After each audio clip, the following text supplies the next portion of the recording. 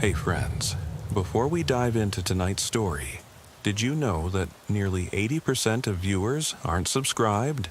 If you're enjoying this content, hit that subscribe button. It really helps keep these long stories coming. Also, for even more police horror stories, check out my new channel. The link's in the description and pinned comment. I'd love it if you stop by and subscribe. I'd love to hear from you. What time is it where you are and which city are you listening from tonight? Now, sit back, relax, and let's get into it. I can still taste stale coffee at 11:57 p.m. as I ease the cruiser onto East Lincoln Boulevard. The pavement's oil streaks gleam under streetlights that flicker like dying breaths, and the night air, dry and thin, carries the city's lullaby, distant horns, the whine of a freight train, somebody's dog barking at an empty lot. My radio sits silent in the dash, save for the hum of the scanner tuned low.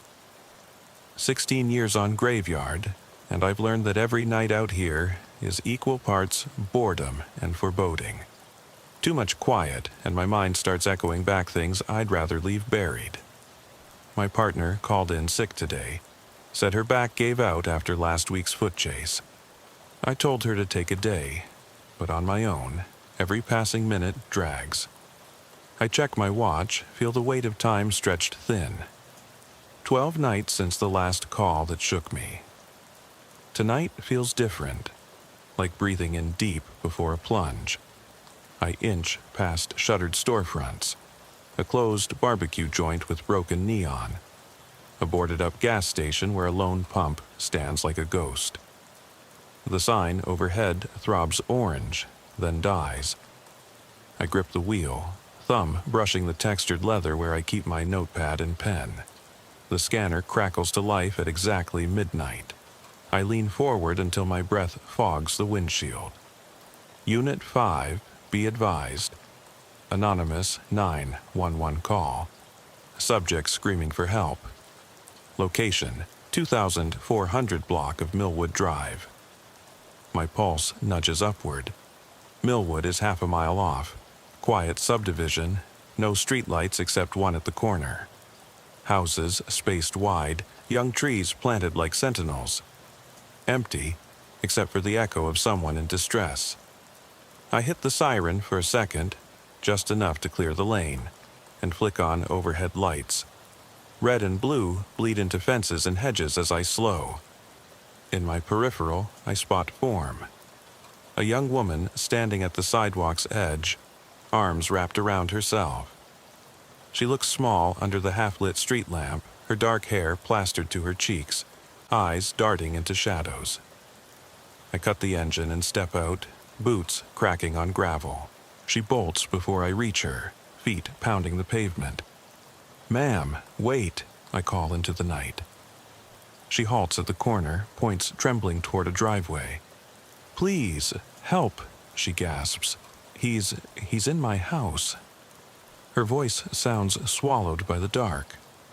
My hand hovers over my radio mic as I slip my other into my coat pocket, feeling for the grip of my flashlight. The porch light's off. Windows are dark, the front door ajar by a few inches, pitch black beyond. The wind rustles a stray plastic bag against the siding.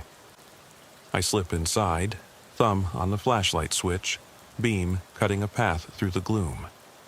The hallway smells faintly of lavender air freshener and damp carpet. Each footfall echoes like a gunshot in the hollow corridor. "Police," I say, voice low and steady. "If you're here, make a noise."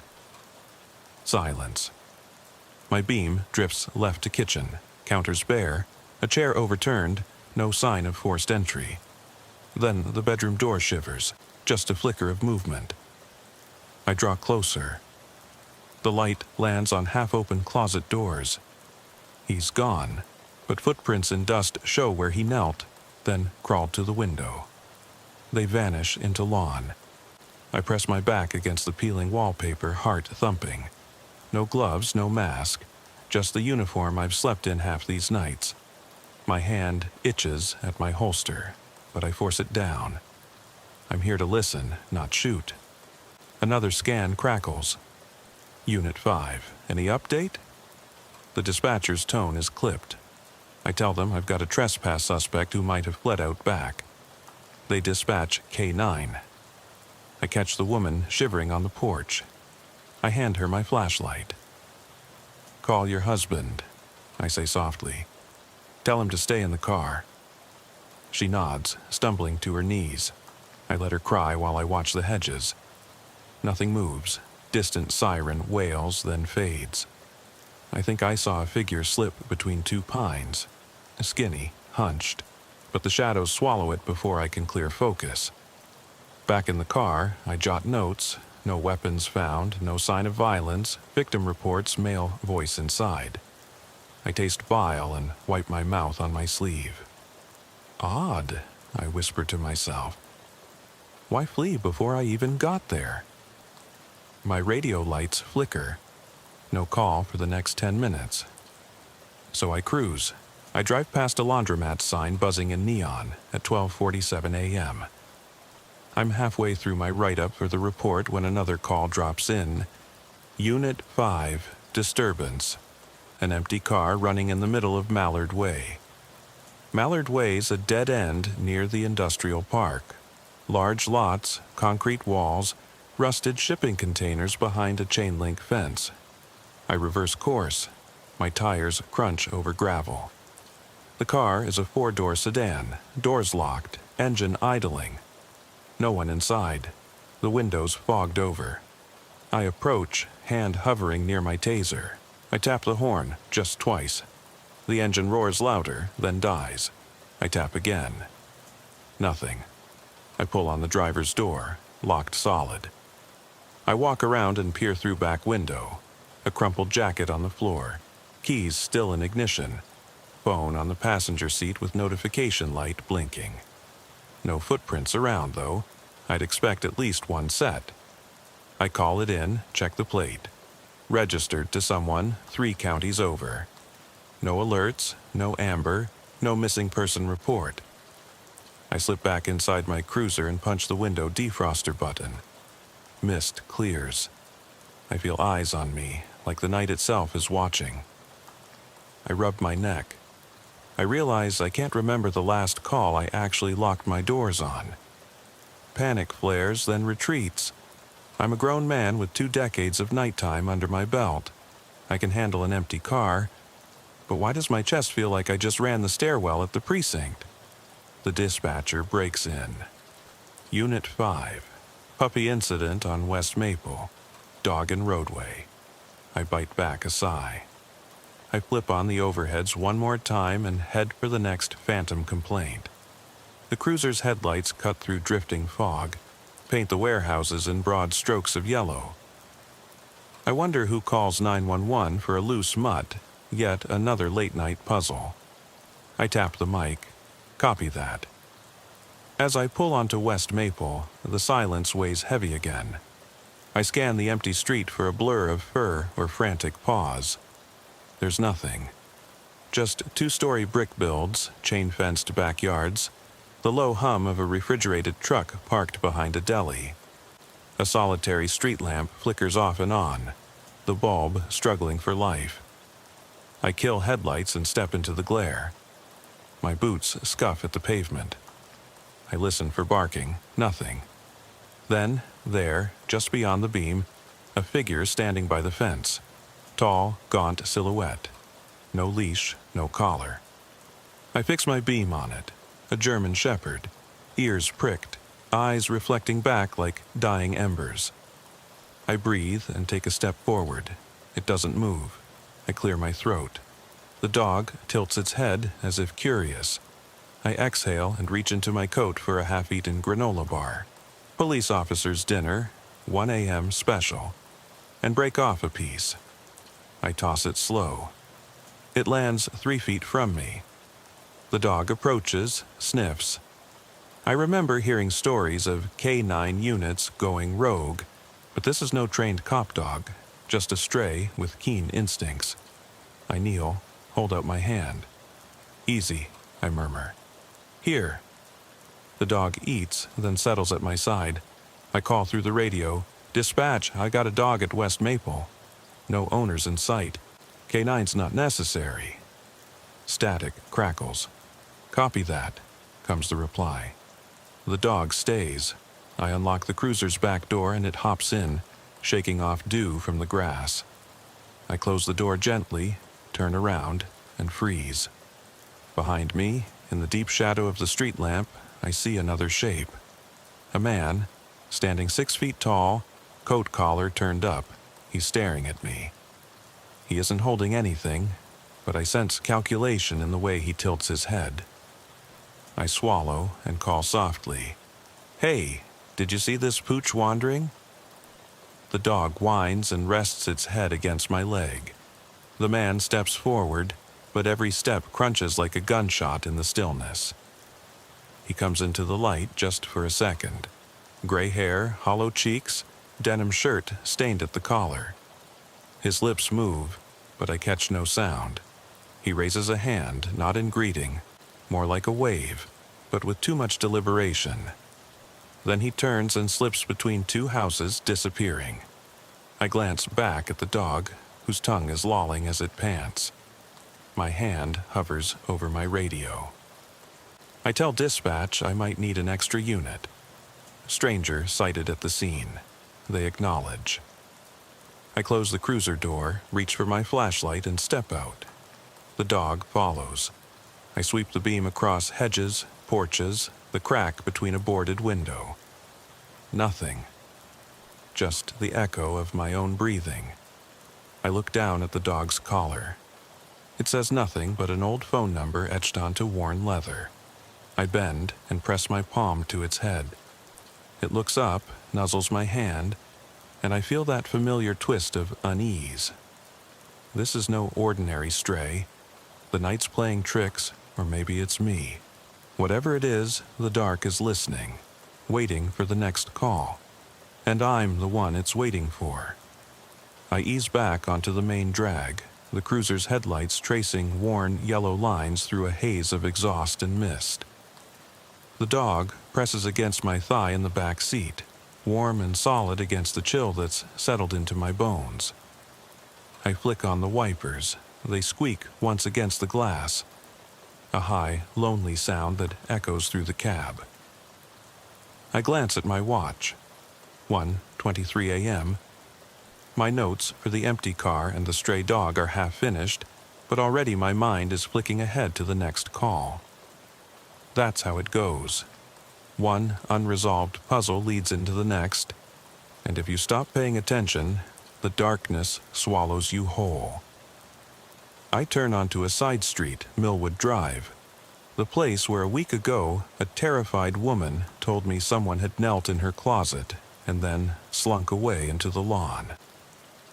The memory of that night still coils in my gut, the way her voice caught on each syllable of her name, as if saying it might break the spell. I park under the lone street lamp, its light sputtering in and out, and I step onto frost-crisp pavement. The dog leaps out, pads crunching, tail high.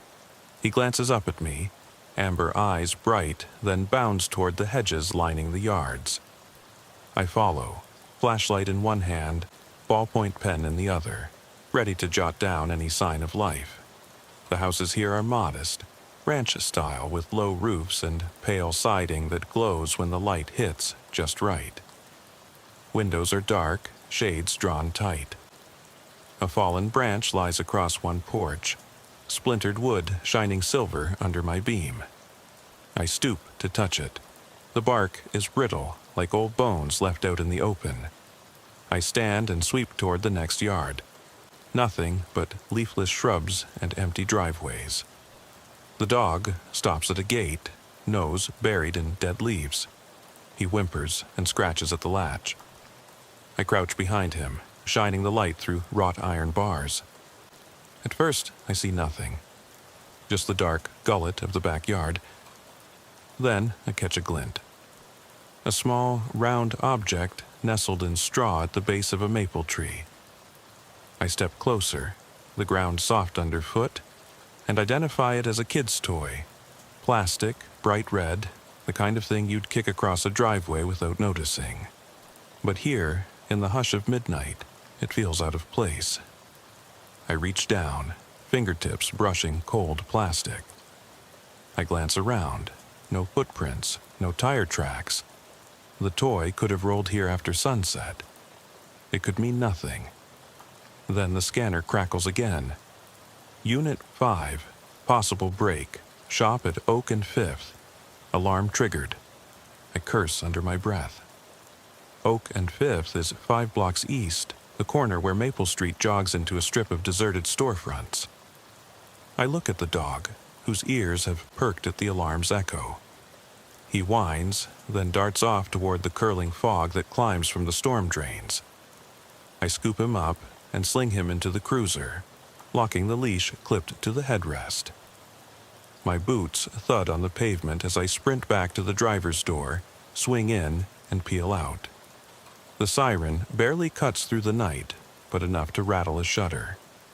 I swerve around a parked pickup, lights flashing against graffiti-scarred brick. The shop's glass door is cracked, an amber glow leaking out from broken neon. Inside, rows of frozen treats once glimmered behind glass freezers. Now the displays are toppled, wrappers strewn like confetti. I switch off the siren and step to the door, gun in hand though I haven't drawn it. I push the door gently. It swings inward on hinges, bent at odd angles. The air smells of sugar and spilled oil, an odd mixture, sticky and heavy. I sweep the beam across the showroom floor. No one there, just footprints. Wet, muddy prints leading from the door toward the back exit. I crouch to inspect them. Adult size, deep treads, spaced wide. They stop by a collision of display racks. The corner of a cardboard stand for ice cream cones is torn as if someone pushed through hastily. I note the print patterns, the angle of each footfall, then follow them outside. The back door is loose on its frame. I give it a nudge and it yawns open. Beyond, an alley of dumpster lids and rusted bins, the ground marred by skid marks and torn papers dancing in the wind. I call it in. Dispatch says K9 is en route for a track, ETA 6 minutes. I holster my weapon and walk down the alley, scanning the high fences. Above me, the sky is the color of bruised metal. A hawk's cry folds into the silence, distant but sharp enough to startle. I shine the light at the dumpsters. No movement. I crouch to feel for prints, the cold earth soft and damp. Leaves cling to the edges of each shoe imprint. The prints lead toward a rusty fire escape ladder bolted to brick. I shine upward. The bottom rung is bent, scraped. Whoever messed with that ladder had the strength to yank it loose. I step back, consider. Climbing up could be a trap. But if I don't, whoever broke in could slip away unseen. A gust of wind rattles the metal lids, and I shift my balance. The dog sits near the alley mouth, head tilted. He whines softly, a sound that tugs at my chest. I crouch to his level. "Stay," I tell him. His eyes lock on mine. I nod, slip my hand into my coat for the radio mic. "Dispatch, Unit 5, proceeding on foot, up fire escape. K9 may need to hold off until I clear hazard." I click off. I plant my boot on the first rung, cold metal biting through leather, then hoist myself up, one careful step at a time. At the rooftop's edge, I peek over. The alley fades into shadow, the shop's back entrance a sliver of sickly light below. I scan left and right, flat tar roof, scattered gravel, a vent pipe sputtering condensation. The drone of the freeway hums faintly in the distance, undercutting the city's breath. My flashlight cuts a swath across the horizon. I spot movement. A dark shape slipping along the roofline of the adjacent building, 2 stories over. I snap off the flashlight, let my eyes adjust to the faint glow of street lamps below. The shape pauses, then shifts again. Impossible to discern in detail. I draw a shallow breath. My heart hammers so hard I think the entire rooftop shakes. I squeeze the mic. Dispatch, I need immediate backup.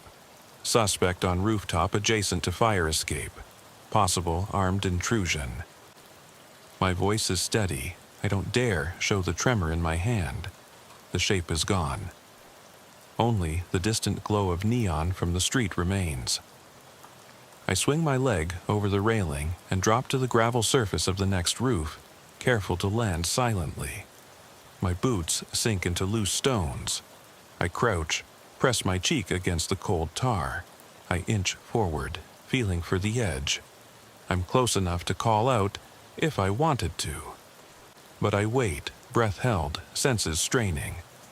My mind loops back to the unexplained. The name whispered behind a locked door. Footsteps that end in thin air. Now a rooftop silhouette that dissolves as soon as I focus. Behind me, the dog's leash hangs from the fire escape. Handle pressed into the vent pipe. I forgot to clip it off. My pulse skips. I twist to look at it. In the dim, the handle is gone. The leash dangles empty. The dog is nowhere on that roof. My radio crackles. Unit 5, back up en route. ETA 2 minutes. 2 minutes could be an eternity. I swing to the edge. The street below is empty, save for my cruiser's lights dancing on pavement. I concentrate on the distant glow, on the rhythm of the city breathing below me. I wait for the next sign. A low creak behind me, and then a weight shifts on the tar. Something inches toward me, a slow, deliberate approach in the darkness. I freeze, every muscle coiled. My hand goes to the flashlight, but I stop. I know what I'll see the moment the beam clicks on. I let the darkness hold its secret a moment longer, knowing this is the silence that comes before the worst kind of discovery. I take a step back from the ledge, the city lights blurred into a dull haze, and summon every ounce of calm I have left. My flashlight stays dark. This moment belongs to shadows. I press my back against the low parapet, feeling the grit of tar under my shoulder, blades, and listen for any movement. Below, the faint rumble of an 18-wheeler on the nearby interstate drifts up, a reminder that the world keeps turning even when I'm pinned to a rooftop. Heart in my throat. Then, soft, a creak of metal. My head snaps toward the old vent pipe, paint peeling in vertical stripes like a barred gate. The leash handle, my only link to the stray dog, hangs limp from the pipe, the leather frayed where I must have yanked at it in haste. I swallow, my throat tight, and crack the beam of my unused flashlight just enough to slice a thin line through the gloom. The light trembles as I lower my arm. At first, I only see the dented vent cover, twisted and rusted. Then, along the pipe's seam, a smear of something dark, wet and sticky, drips in slow, deliberate beads. My jaw clenches. Blood? Oil? I can't tell. My glove taps the pipe. The fluid smears but holds its shape.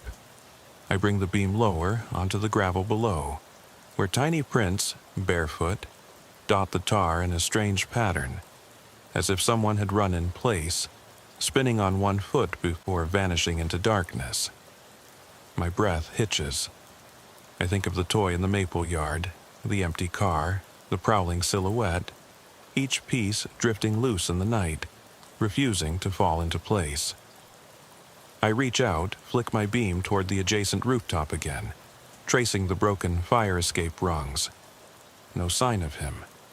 No footprints beyond the vent pipe smear.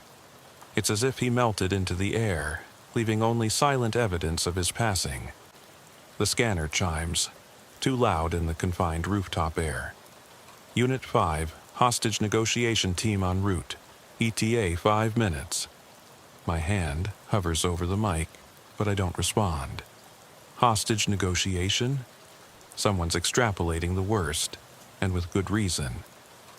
I glide the beam toward the next roof's edge. The silhouette I'd glimpsed before shouldn't be here. No accessible route except that ladder, and it's bent. Whoever it is, they know these rooftops better than any trespasser. I lean over the edge a fraction and catch the dog's frightened whine from below. He's stuck on the fire escape landing 2 flights down, eyes wide, ears pinned. I bite back a curse. If I go down, do I risk him slipping into the alley, or worse, trap us both? I glance around. No other fire escape in sight, no clear path across the rooftops. The night presses in. The fog curls around vents like drifting ghosts. A gust lifts from below, tugging at my coat. I scramble backward, scanning the roof's perimeter. In the far corner, a maintenance hatch sits flush with the tar, heavy, steel, painted midnight blue. I heft it with both hands. It shifts on rusted hinges, groaning like an old man's protest. Inside, a shaft of ladder rungs disappears into deeper darkness. I shine the beam down, just enough to make out the first 3 rungs, slick with condensation. The hatch closes behind me with a soft click of metal on metal. I'm alone in a vertical shaft. My flashlight casts jittering shadows on galvanized rungs. I secure the hatch and descend. Each rung bends slightly, threatening to give way under my weight, but holds. I inch down, the dog's whimpers echo faintly from the floor above, and the shaft smells of mold and oil. My boot slips on the 3rd rung. I catch myself with a soft grunt. Above me, the faint glow of the street lamp filters through the top grate. Below, nothing but black. I keep counting each rung, 5, 6, 7, until at 10 I feel solid wood under my boot. I step onto a landing, a narrow walkway, dimly lit by a single flickering bulb. The walkway encircles a ventilation tower, its slatted vents rattling with each faint breeze. I close in, heart pounding, and find the dog's leash handle caught in a pipe clamp. I tug it free and scoop the dog into my arms. He trembles, paws cold against my uniform. I press him close and murmur, "It's okay, buddy. I've got you." I tuck him under my arm and sweep the walkway with my light. The hatch down the next shaft stands ajar, rusted hinges as loud as church bells in the quiet. Beyond it, I can see the edge of the neighboring rooftop, empty and black. A narrow beam holds a steel cable suspended between the 2 roofs, barely wide enough for a man to walk. My gut twists. The silhouette must have crossed here. My radio crackles again. Unit 5, SWAT team on scene. Secure perimeter. I hesitate, weighing my options. Stay put and wait for backup, or pursue the suspect across the cable, risking a fall in the fog below. The stray dog whimpers against my chest. I think back to the toy in the maple yard, the footprints that vanished into the woods, the way Ms. Walsh had sounded on that cold January morning. Her voice fragile, breaking on her name. I tighten my grip, set the dog down gently, and clear my throat. "Copy that." I breathe into the mic. "I'm pursuing suspect, possible direction northeast. Hold K9 and SWAT until I confirm location." The dispatcher's voice goes silent. The ladder shaft, hatch clicks shut behind me, and I step onto the narrow beam, flashlight clipped to my belt, one hand tracing the cable like a lifeline. The beam of my flashlight cuts a strip of yellow across the void. Below, the street's a blur of headlights and fog, the sheriff's SUV lights dancing like fireflies. I inch forward, wet cable pulsing beneath my boot. Halfway across, a soft footstep, deliberate, slow, echoes in the fog. I freeze. The cable shudders as if someone behind me is weighing each step carefully. The stray dog's ears perk up somewhere behind me, a low whine vibrating through the steel. I swallow, fight the urge to flick on my flashlight. Silence deepens. The man steps closer. His shadow stretched long and ragged, merging with the darkness of the next rooftop. My heart hammers, each beat a drum in my ears. If I move, he might vanish into the gloom. If I stay, the beam will disappear. I shift forward a half step, enough to feel the cable sway under my other boot. The world tilts. The beam of my flashlight jerks, catching on something. A hand, pale, thin, wrapped in a hospital bracelet. It reaches out from the shadows, fingers curling as if to grasp me. The wrist ID reads Walsh, E, 78 years. My breath catches. My mind staggers back to Miss Walsh. 6 weeks ago, faint voice on the phone. He knew my name. She died last week. Her death was called natural. I stare at the hospital tag dangling from that ghostly hand. And then the cable jolts, whip crack like a gunshot. The hand disappears. The beam snaps upward, illuminating only fog and the dark silhouette of a man shifting behind me. I spin on the cable. He's there. Gabriel Watts, or someone wearing his face. His grin is thin, professional, like he's come to check on his patients. My head spins, fear roaring like a freight train in my chest. I fumble for my flashlight, catch its switch, and flood the rooftop with harsh white light. Watts stands on the far edge, just out of reach, the cable between us vibrating with static. His eyes glint in the beam. He lifts a finger to his lips, an invitation, a taunt, and steps back into the mist. His boots imprint fresh on the gravel of the next roof. I shout, "Stop!" but the sound vanishes into the fog. I shine the light across the void, empty. The cable trembles. Miss Walsh's bracelet swings from my hand, catching the beam, the name etched into plastic mocking me. Eleanor Walsh.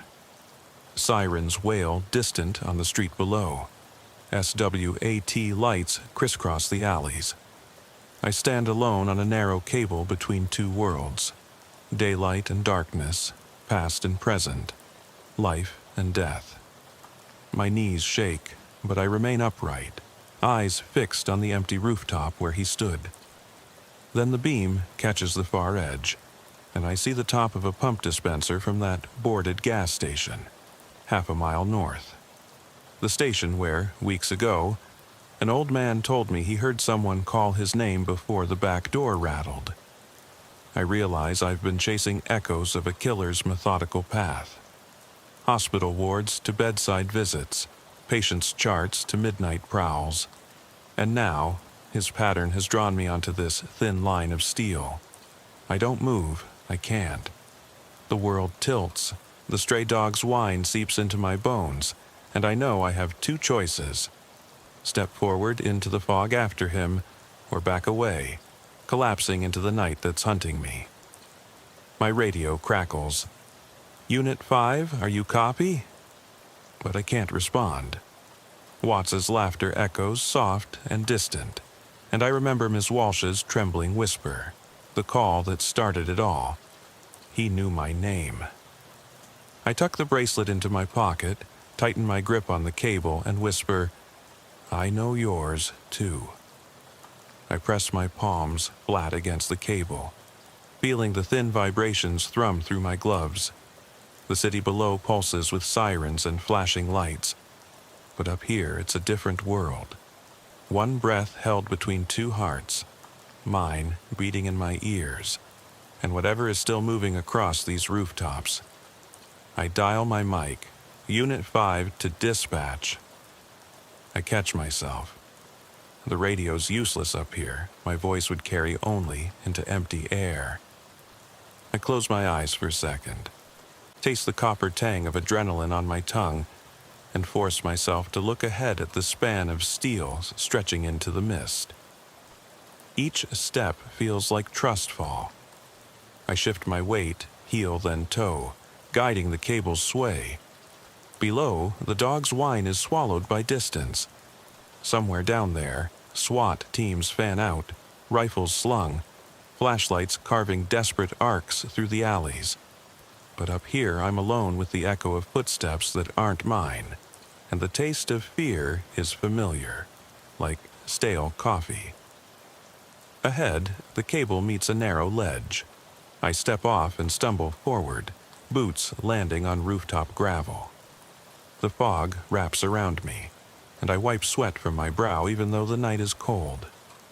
I holster the flashlight and press my back against a brick chimney, panting. My breath plumes white. I pull the stray dog's leash handle from my pocket. He's still inside the shaft, waiting. I consider going. Back for him, but I can't risk losing the trail. Not now. I scan the rooftop's edge, a flat expanse of gravel scattered around a low HVAC unit. Beyond that, an open hatch with metal steps leading down. This rooftop connects to a building I've never worked before. A defunct car wash turned warehouse. I step toward the hatch, eyes peeled for movement. The brick wall beside me bears a painted advertisement. Pete's Auto Spa. Established. 94. The letters have peeled away in places, like a half-remembered name fading from memory. Below, behind the hatch, the ventilation shaft smells of disuse, stale and moldy. I push it open, and a groan of rust greets me. Inside, sliding down is easier than climbing, but the rungs are slick. I lower myself, rapid breath echoing off metal. At the bottom, I land lightly in a maintenance corridor, fluorescent bulbs flickering overhead like fatigued eyeballs. The stray dog emerges, tail wagging, muddy paws skidding. I crouch to greet him, find him trembling. I stroke his head, whisper, "Good boy, stay close." Ahead, the corridor splits. To the left, an exit door marked warehouse floor. To the right, a set of double doors labeled employees only. The glass in the right doors is shattered, jagged shards clinging like teeth. I check my pistol's chamber and click off safety, even though I don't expect to fire. I step toward the double doors. The warehouse aisle lies beyond, dark and cavernous. Rows of steel racks empty, shadows draped across rails where once goods would have stood. I move forward, dog at my heel. Each step stirs dust into ghostly plumes. I pass a fallen pallet, its wood splintered. An empty cardboard box lies crushed. I sweep the flashlight beam left, then right. No footprints in the dust, but a long smear catches my eye. A streak of dark fluid across the concrete, like someone had dragged something heavy. I follow it toward the rear exit. Behind the racks, the warehouse empties into a loading bay. The overhead door is half open, slivers of moonlight slicing the floor into silver bars. I approach the edge and shine the light down. A dead skid loader, front loader stained with the same dark fluid. The machine's keys are still in the ignition. I cup my hand over the scanner mic and call, "Unit 5, possible vehicular staging area, no sign of suspect, requesting drone flyover." The response crackles back. "Copy. Drone ETA 2 minutes." I shift my attention to the walls, graffiti tags that have been painted over, names scrawled then scrubbed away. One tag remains, ghosted in white paint. E. Walsh. My chest tightens. How many times have I tried to scrub this name from my mind only to have it resurface? The tag endures like a warning. You can't wash away what's been written here. The drone's hum arrives, distant but growing. I look up, see its pale spotlight sweep across the bay's roof. The beam cuts jagged patterns through the open door, then lingers on the loader. The dog growls, low, guttural. I crouch, set the animal on the ground, and sweep my light upward. A movement on the catwalk above the bay, just the silhouette of a hunched figure. No equipment, no weapon visible, only the slow tilt of a head observing me. The figure slides across the catwalk, footsteps unhurried, a slow methodical glide. I rise, hand on my holster. The drone's light follows the path, but the figure ducks behind a steel support beam, vanishing. The drone's speaker crackles. No visual on suspect. I reply, maintain perimeter. I'll clear this level. I climb a nearby ladder onto the catwalk, careful of rusted rungs. Above me, the warehouse is a cavern of echoes. Each metal footstep a proclamation. I reach the top, crouch, and follow the walkway alongside rows of vents. The catwalk ends at a door labeled Office. Its window is dusty, cracked. I press my flashlight against the glass. Interior reveals a desk overturned. Papers scattered like dry leaves. No bodies, no clues beyond more smudged prints leading toward a stairwell. I ease the door open with my shoulder. It swings soundlessly on greased hinges. Inside, the office is stark. A safety poster peeling from the wall, a mug smeared with dried coffee grounds, a phone cord dangling. I step in, sweep the beam over a filing cabinet, but the drawers are empty.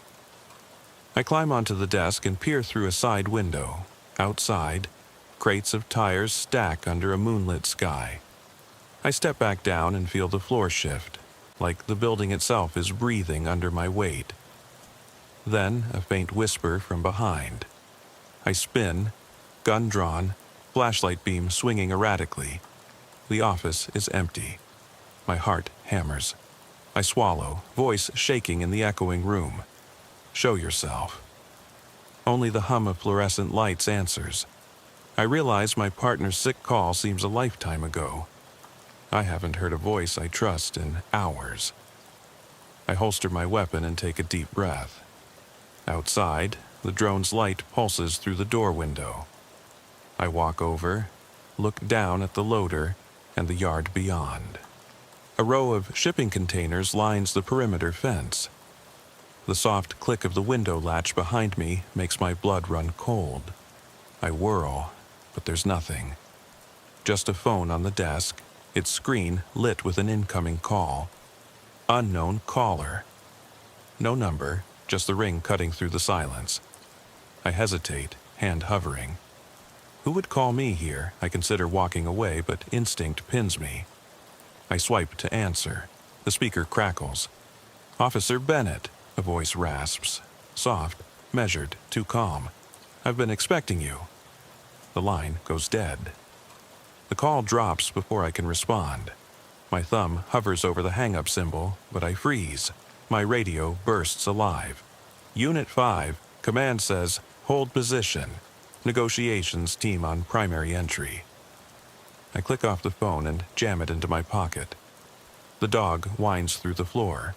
I run my hand over the holster, slide it free. I step toward the office door. This time, eyes closed to any shadows. I cross my arms, lean into the frame. All right, I say, voice low. Let's talk. Silence hangs thick in the warehouse. My breathing steadies. Then, from somewhere deep within the stacks comes a single footstep, soft, deliberate, and I know I'm exactly where he wants me. The footstep echoes across the warehouse floor, a single, deliberate click that carries more weight than 10,000 shouted warnings. My hand tightens on the grip of my pistol, knuckles whitening, but I don't raise it. Instead, I stand still, shoulder pressed into the cold metal doorframe, every sense straining for more. Another footstep, the rasp of fabric against steel, even the faint buzzing of those old fluorescents overhead. My partner's shift could have been here. If she'd worked nights, she'd have called a day off like this a gift, but the dog would have curled at her feet, safe and warm. Here, the stray's heavy panting at my side reminds me that not everyone gets to walk away unscathed. Talk, I hiss into the drywall, voice low enough that only these empty racks hear me. Silence follows, thick and dense. The shadows shuffle somewhere deeper between the rows, but I can't see far. Just the beams of my flashlight bouncing off corrugated metal, the dark void of empty stalls. I take a step forward, boots crunching. The dog whines, patting close, and I force myself to breathe evenly. Each breath expands my chest, the barrel of my gun a cold comfort pressed against my palm. Every instinct says run, to the hatch, up the shaft, back across the steel cable to the rooftop, anywhere but here.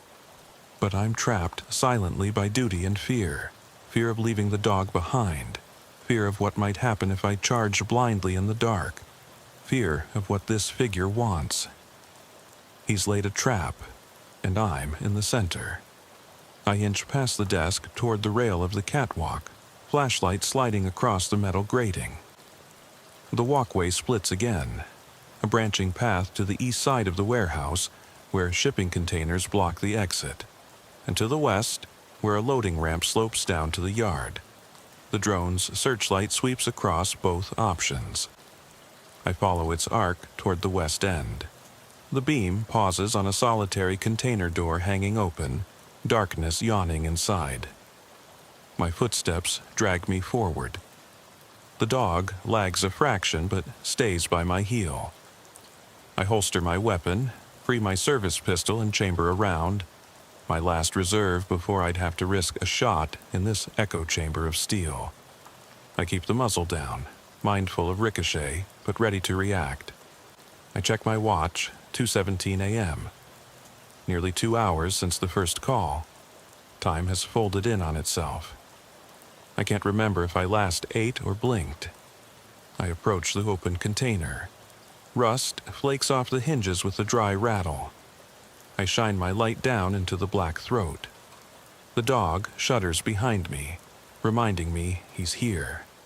I drop to one knee, extend the beam down the container's length.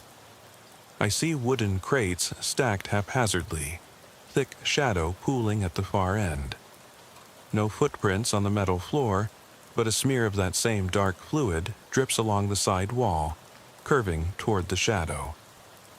My throat closes.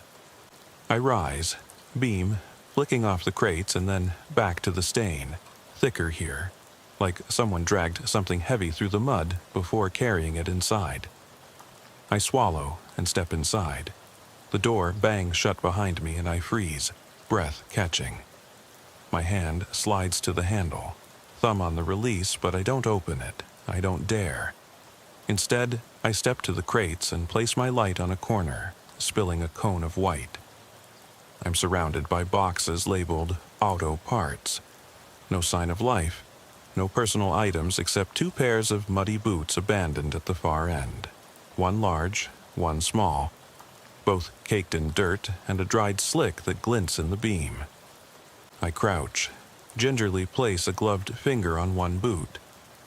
The tread pattern is the same as the prints outside the smoke shop, deep treads, adult size.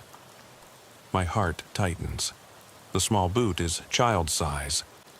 What the hell is he doing with a kid's shoe? The dog whines softly behind me. I whirl, half expecting to see the figure step out, but the container is empty beyond the boots. A gust of stale air carries the stink of oil and something fouler, metallic, like raw flesh. I shine the beam across the crates again. This time, I catch movement. A slight shift as if one of the boxes settled deeper into the floor. I crouch, lean forward, and see a narrow gap between 2 pallets.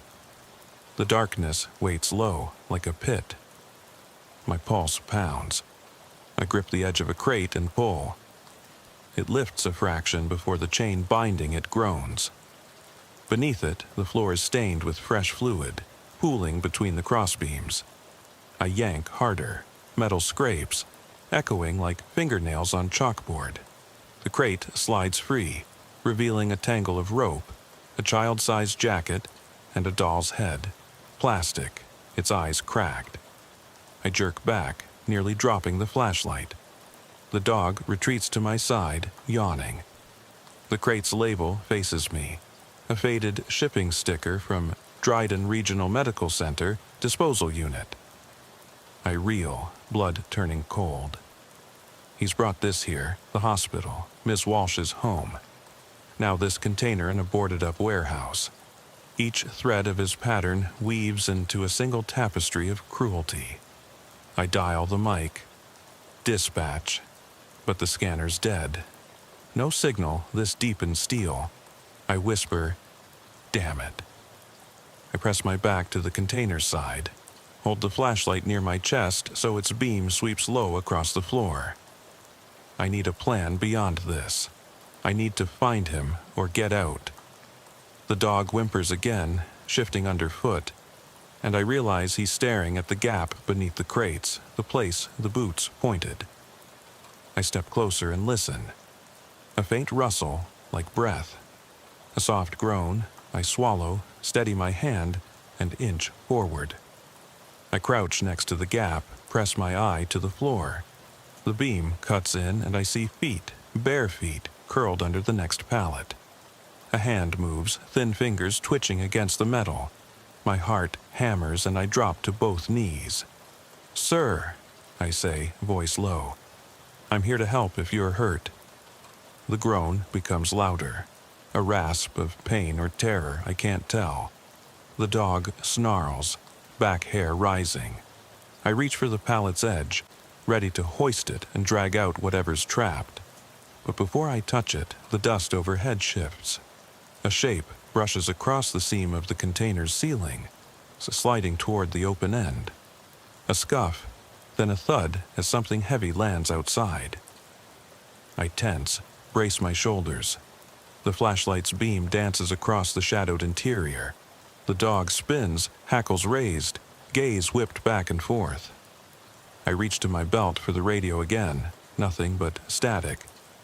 Then, through the gloom at the open container door, I see a silhouette. Tall, lanky, moving slow. His head tilts toward me. An intentional gesture. He knows I'm here. I muster a calm I don't feel. "I've got a kid in here," I call out.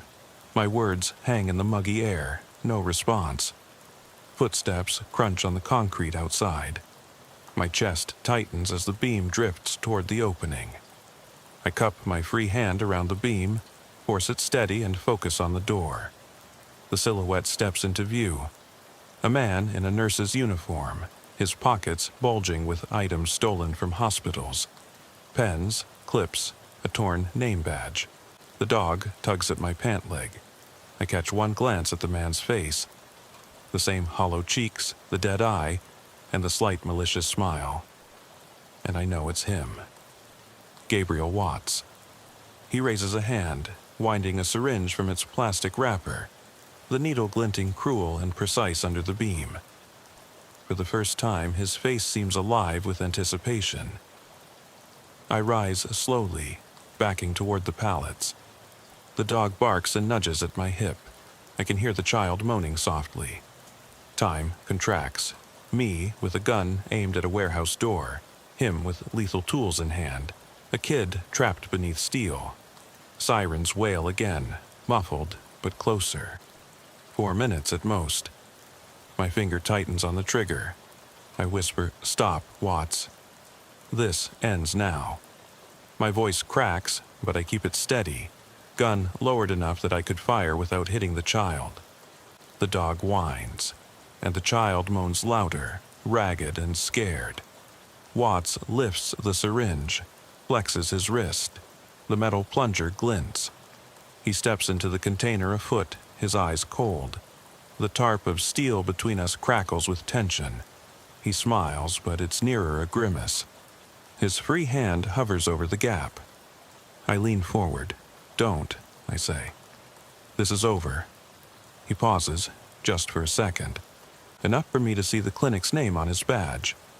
Dryden Regional, night shift.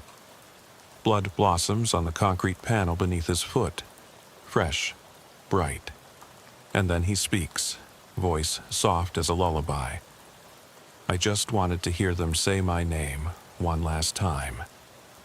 My next breath catches in my chest as the world narrows to one point. Watts, the syringe, the child's muffled cry through the metal seams. Sirens thunder outside, but they might as well be in another universe. All I have is this moment, this decision, and the cold barrel of the gun in my hand waiting. I swallow past the lump in my throat. Sights trained on the barrel of my service pistol. Watts's voice lingers in the air like a perverse caress.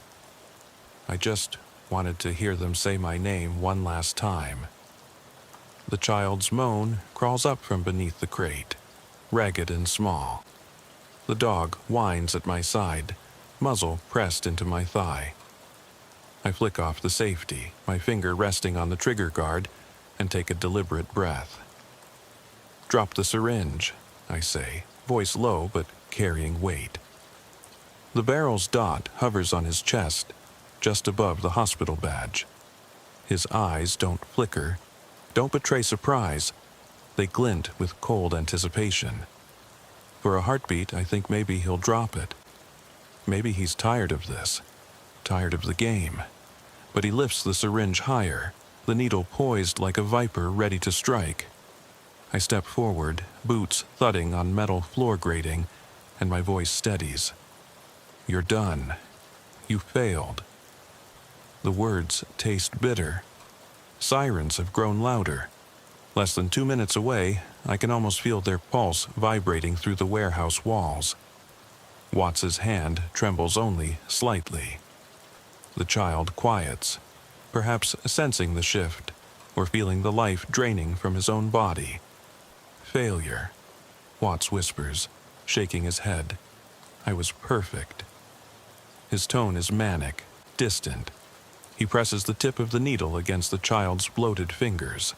I inhale, holder pressed tight, and I know I can't wait for SWAT. The dog whines louder, stepping forward, its instinct to protect the innocent flickering brighter than my own hesitation.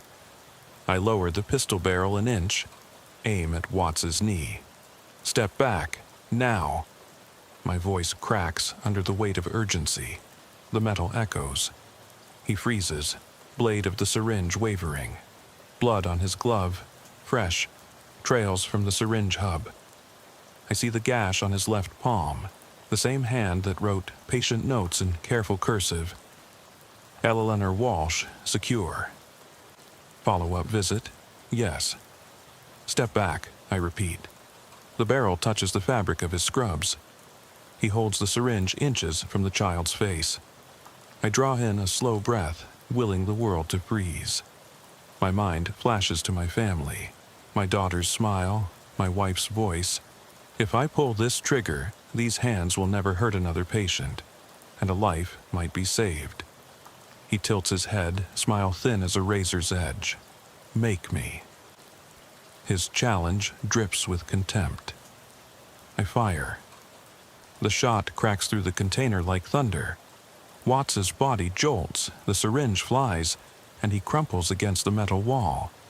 The dog barks, sharp, urgent, and the child's wail breaks free of the crate. I slam the butt of my pistol into Watts's temple as he collapses, blood spraying across the dull gray metal. The child sobs, face smeared with filth and fear, and I drop to my knees, reaching beneath the crate. The dog leans forward as I scoot the crate aside. The child's face is pale as the overhead fluorescents flicker. I tuck him into my jacket, feel his small body tremble against me. My radio rips to life. Unit 5, shots fired. SWAT on site. "Are you okay?" I press the child closer to my chest, answering through ragged breaths. "I've got the kid, suspect down, need medics, and K9. The dog nuzzles the child's back, ears pinned, and I hold them both as I crawl toward the container door. Watts's blood puddles behind me, mixing with oil drips and the dried tracks of his twisted path. I push the door open and step into the warehouse floor, arms full. SWAT operators flood the bay, rifles raised, flashlights sweeping. A medic kneels by the child, whispering assurances. I let go, stand shakily, and watch them work. My pistol hangs at my side, empty now, but for one final round. My legs shake so hard I lean against the container's edge. The stray dog leaps out and darts toward the medics, tail wagging hesitantly before they shoo him gently aside. I stare down at Watts, his eyes glazed, mouth frozen in a half sneer. The syringe lies on the floor near his blood, a twisted trophy. I remember the nights of chasing shadows, the empty car, the toy in the maple yard, the shop break-in, the dog that led me here. Each puzzle piece cut deeper into my judgment, my suspicion, my fear. And now, in the stale warehouse light, I see the end of his path and the end of mine, because nothing after this night will ever be ordinary again. A captain strides over, badges gleaming in the flood of red and blue strobe. His face is hard, relief creasing his eyes. "You all right, Bennett?" he asks, voice steadying my world. I nod, voice lost in the echo of sirens. "I got him." He claps me on the shoulder. "Good work." But his words thrum hollow. I look down at my hands, trembling, stained, then at the dog curling protectively by the medic's feet. The warehouse grows quieter as evidence techs cordon off the crime scene. The child is bundled into an ambulance, clutching a volunteer's hand. I watch until the doors close, then tell the captain, I need to sit down. My knees give way, and he catches me before I hit the concrete. As dawn seeps into the sky, pale and tentative, I slip away to the cruiser. The dog follows, nudging my leg. I slide behind the wheel, rest my head on the steering wheel, and let the silence settle like a weight. I reach into my pocket, pull out a folded slip of paper. Ms. Walsh's note of thanks from that first call, so fragile I'd tucked it away for luck. I smooth it between my fingers and let it fall back into my coat. The city wakes around me. Honking cars, shopkeepers flipping open metal doors, joggers nearly tripping over my cruiser's lights. I start the engine, turn off the siren's echo in my head. The stray leaps into the passenger seat and settles on the console. He licks my hand once as if to say, "Are we done?" I nod, voice rough. "Yeah, buddy, we're done." But I know it's a lie. The night will always be waiting, hungry with whispers of things that never made sense, until someone like Gabriel Watts gives them meaning. And in the glare of coming morning, I realize how fragile the line is between safety and dread, how quickly the hunter becomes the hunted. I pull onto the boulevard, the stray's head resting on my arm. My radio crackles with morning reports. All clear. Evidence secured. One suspect in custody. I mute it, let the street's hum fill the cab. The highway stretches before me, but I don't chase it. I drive slowly, past the shuttered gas station, the dark shop windows, the empty fields of frost. Every shadow feels familiar now, every silent corner a reminder. I grip the wheel and whisper into the wind. I know your name. I sit in the driver's seat long after the ambulance and SWAT have cleared the yard, the stray dog curled against my thigh. Dawn's first light creeps through the windshield, painting the cab in soft gray. My uniform is stiff with dried blood and sweat, and I can't remember the last time I felt truly clean. I rub my temples, trying to unravel the tangle of what happened in that container. The child's frightened eyes, Watts's manic calm, the squeeze of the trigger. Every breath feels strained, as if the air itself resents my survival. Behind me, the warehouse looms like a tomb, its broken windows and rusted metal a monument to all the nights I chased shadows. I close my eyes and think of the voices I heard. Miss Walsh on Maple Street, the woman on Millwood Drive, the gas station attendant who heard his name whispered, the young woman in the house on Millwood Drive, even the stray dog's low whine at my side. Each call was a thread, and I pulled until the fabric unraveled, revealing Watts's grotesque design. But pulling on those threads left raw wounds, and I'm not sure they'll ever heal. My radio crackles to life, but I hesitate before answering. The dispatcher's voice is familiar, professional. Unit 5, return to precinct for debrief. Medical examiners on site for suspect and victim. I press the button. Copy, I manage, voice hollow. I switch off the mic and let silence return, broken only by the dog's soft breathing. He lifts his head, amber eyes meeting mine, and I reach over, scratching behind his ears. He sighs, tail thudding against the console. I slide the key into the ignition. The engine's rumble feels like an intrusion, but I need movement to chase away stillness that threatens to swallow me. I pull away from the warehouse, past the chain-link fence, the graffiti-scrawled walls, the rows of shipping containers. The road curves and the warehouse vanishes from view, but its shadow lingers in my mind. Every time I glance in the rearview mirror, I half expect to see the silhouette of Watts standing in the cab's reflection, syringe in hand. I drive without a destination, tires humming on asphalt stained with frost. The stray dog lifts his head, nose twitching as if catching a scent I can't perceive. We pass shuttered storefronts and empty lots, and I recall the night's earlier puzzles. The empty car on Mallard Way, the break-in at the smoke shop, the boots and child's jacket in the warehouse, the hospital bracelet swinging from the vent pipe. Each detail once seemed isolated, meaningless on its own, but together they formed a twisted map of Watts's cruelty. And now that map has guided me here, to where darkness and fear almost won. I think about the child we rescued. I wonder where he is now, whether he'll remember the horrors, or whether time will dissolve the terror until it's nothing but a bad dream.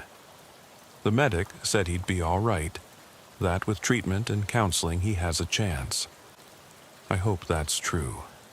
But I also know how memories can haunt. The way a scent can bring back a nightmare, the way a flicker of light can recall the flash of a syringe. I grimace, pressing my palm against the steering wheel, knuckles white. The route curves toward the precinct, but before I turn I glance at the radio console. A single folded slip of paper lies where I left it. Ms. Walsh's thank you note. So delicate I'd tucked it in my breast, pocket for luck. I pick it up. The edges are curled, the ink smudged from blood and rain.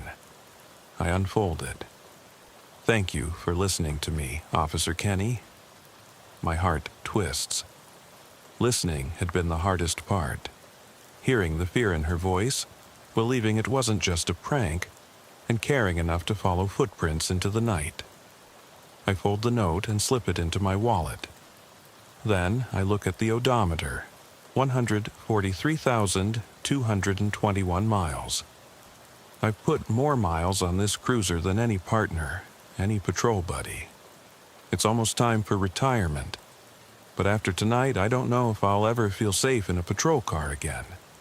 I wonder if I can ever patrol the graveyard shift without expecting my own name to be called from the dark. A wind gust rattles the windows as I slow at a red light. I catch my reflection in the side mirror, pale face, haunted eyes, uniform, stained and wrinkled. I don't recognize myself. I reach up and touch the edge of my badge. Cool metal, unyielding. It reads Bennett. I trace the letters, B-E-N-N-E-T-T. I whisper to my reflection, I know your name, and the words echo back in a voice I barely recognize. The light turns green, and I drive on. The stray dog licks my hand, nudges me to keep moving. In the distance, the precinct's lights shine like a beacon, or a warning. I press down on the accelerator. My grip on the wheel eases as the cruiser picks up speed. Yet, even as I head toward the morning debrief, toward paperwork and brief moments of rest, I know the night doesn't end. It only changes form. No matter where I go, shadows will follow. Every empty road, every deserted parking lot, every flickering street lamp could become another piece of his design. And in those moments of stillness, I'll hear Miss Walsh's voice, the child's moan, the stranger's whisper of my name. I'll feel the brush of a vent pipe, the cold press of metal beneath my fingertips, and I'll remember that darkness can wear any face, calm, familiar, trusted. The precinct looms ahead. I pull into the lot, wheel crunching gravel, engine idling. I kill the ignition. I sit for a long moment, too long, and breathe. The stray dog whines, prompting me to open the door. I step out, the chill air biting through my jacket. The dog bounds to my side, tail wagging uncertainly. I look back at the cruiser, then at the building where dawn's light glows pale behind barred windows. I place a hand on the dog's head and say quietly, "Who will be brave enough to answer when they call my name?" I remember the hush settling over the precinct just before I grabbed my gear. A kind of quiet that feels alive, as if someone's holding their breath. It was midnight on a Tuesday in early December, and the wind had already turned cold enough to sting the back of my neck through the uniform collar. I pulled on my Kevlar vest, checked the holster, and glanced at the wall clock. 0:02. The lobby lights had that dull, buzzing glow. I patted the radio on my belt, felt its familiar bulk, and stepped outside into the damp parking lot. My cruiser's heater hissed as I slid behind the wheel. I punched the heater dial up to defrost the windshield, and for a moment I watched the fog snake across the glass. Then I radioed dispatch. Forrester. Clear for Highway 41 southbound. The road, once I got on it, felt more like a ribbon of uncertainty than asphalt. The shoulders were narrow, gravel grinding beneath my tires any time I drifted. Trees pressed in close on both sides, writing dark silhouettes against low clouds that hid the moon. I'd patrolled these sections for years, enough to recite every mile marker, every hidden pull-off. Usually, I cruised at 25 miles per hour, eyes scanning for flickering brake lights or a stray deer. But tonight, I felt an itch at the base of my skull. Maybe it was the cold. Maybe it was the past catching up. Echoes of calls I never should have taken. At mile marker 8, I saw the glow of a gas station beacon, neon red, half burned out. I slowed and drove past. Pumps rusted, kiosk darkened, bulletin board peeling like old skin. No attendant, no cars, just that red light bleeding into the night. I thought of the last call I'd taken there, a phantom car that had ducked behind the pumps before dispatch could confirm plates. The witness was a trucker with a steady hand, but by the time we got there, nothing remained. Not a footprint, not a drop of oil. The pumps still clicked open, but nozzles were dry. Sometimes I think those pumps swallowed the headlights. A mile later, my radio crackled with a low hiss. I fingered the mic. Dispatch, copy? Static, then a soft beep like a heartbeat. I paused, waited for the next check-in. Nothing. I flicked the volume. The silence roared.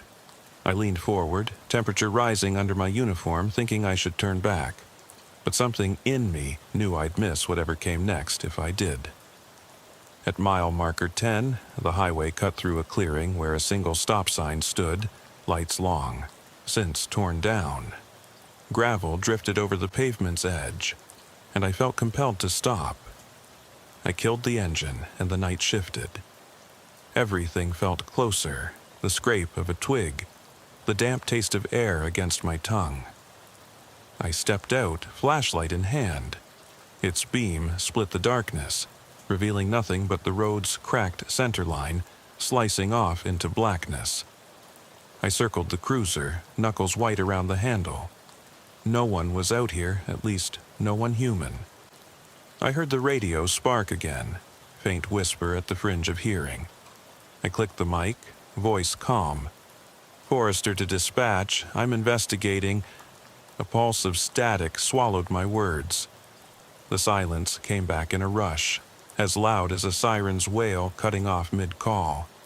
I pressed the earpiece closer, my pulse thudding, I zeroed in on the noise, a rhythm too regular to be wind or wildlife, like footsteps. I trained my flashlight on the tree line. Pine needles shook against each other, though no breeze stirred. The beam caught a shape. A dark form crouched behind a sapling, head tilted as if listening. I jerked the light and swept across the undergrowth. Only shadows. No eyes reflecting back. My breath hitched. I lifted the radio again. "Dispatch, I've got..." Click. Nothing. I took a step toward the trees. My boots sank into leaf litter and I could hear the crackle of bones beneath my weight, twigs snapping like brittle bones. "Back up," I whispered to the night. "Now." My words felt hollow in the absence of a response. I flicked the torch that hung on my belt, mag light, its beam wider, brighter, and clicked it on. The forest edge glimmered. Moss, ferns, mottled bark. No footprints, no blood, no sign the shape had ever been there. I cursed softly, heart trying to outrun my chest. I circled back to the cruiser and yanked the door open. Inside, I grabbed the handheld mic and keyed the radio again. "Forrester to dispatch, send a unit to this location, I'm..." The radio rasped, then a voice emerged. Not dispatch, my own, distant, hollow. "They don't wait." The phrase echoed twice more, then died in static. My hand froze on the mic. "Who is this?"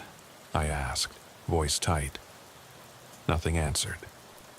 I dropped the mic, chest heaving. I drew my service weapon, old habit, and clicked off the safety. Pointing down, close enough to rattle the chamber, I whispered, "Guardian down, one for me." Funny how we talk to ourselves when no one else can hear. I shut the door gently, holstered the mag light, and slid into the driver's seat. The engine turned over with a reluctant growl. I flicked on the headlights and watched the beam crawl back onto the pavement. The trees behind me stood silent, motionless. As I backed onto the highway, I thought of Keller's car, miles back, hazards still blinking, engine idling. I thought of the dispatcher noticing my cruiser abandoned an hour later and sending Martinez. I pictured her finding nothing in the seat but my flashlight gone, just like me. The thought didn't unnerve me.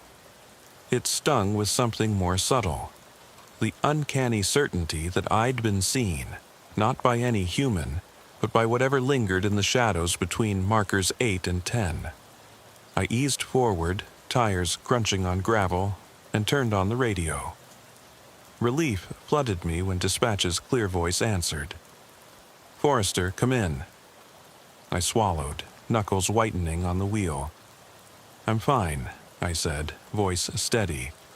I'd lied, of course. By then, I'd already stepped into a story that didn't care for endings. I drove on into the night, the highway stretching open like a wound, and I promised myself I wouldn't stop again. Not until sunrise, or until I had no choice. The road ahead felt different, less a route between points A and B, and more like a question begging for an answer I couldn't name.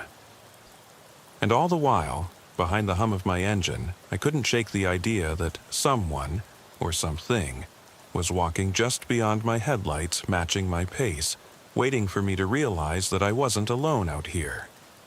I eased the cruiser onward, the beam of my headlights cutting through the dark like a surgeon's scalpel, precise but unforgiving. The road narrowed as I approached the old cotton mill, its hulking silhouette rising against the low clouds. I'd driven past it countless times, but tonight it looked different, its broken windows like dark eyes watching me. I slowed to 20 miles per hour, radio tucked close to my chest. Outside, the air was thick with the smell of damp earth and rusted metal. I parked a few hundred feet from the mill's entrance, enough distance that any sound I made would carry across the empty lot. Normally, I would have driven on. No call was pending here, but something about the mill felt alive tonight, as if it had been waiting. I reached for my flashlight and flashlight-mounted weapon light, checking the batteries with a practiced twist. The radio remained silent. I flicked it to scan mode. No chatter beyond the usual static hiss. Footsteps crunched on gravel behind me. My heart jerked.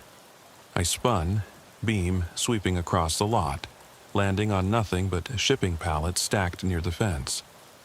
The pallets cast long, narrow shadows. I clicked off the flashlight and listened. Silence. Everything felt broad and expansive, yet thick, like walking underwater.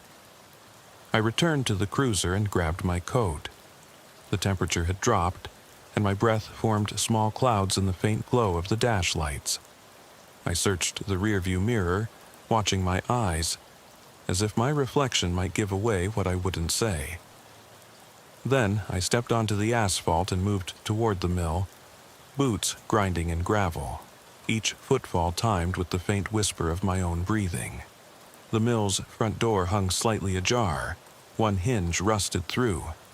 Inside, darkness stretched back 10 feet before the light of my torch could reach. I clicked on the beam and entered. The air smelled stale, like machines long dead.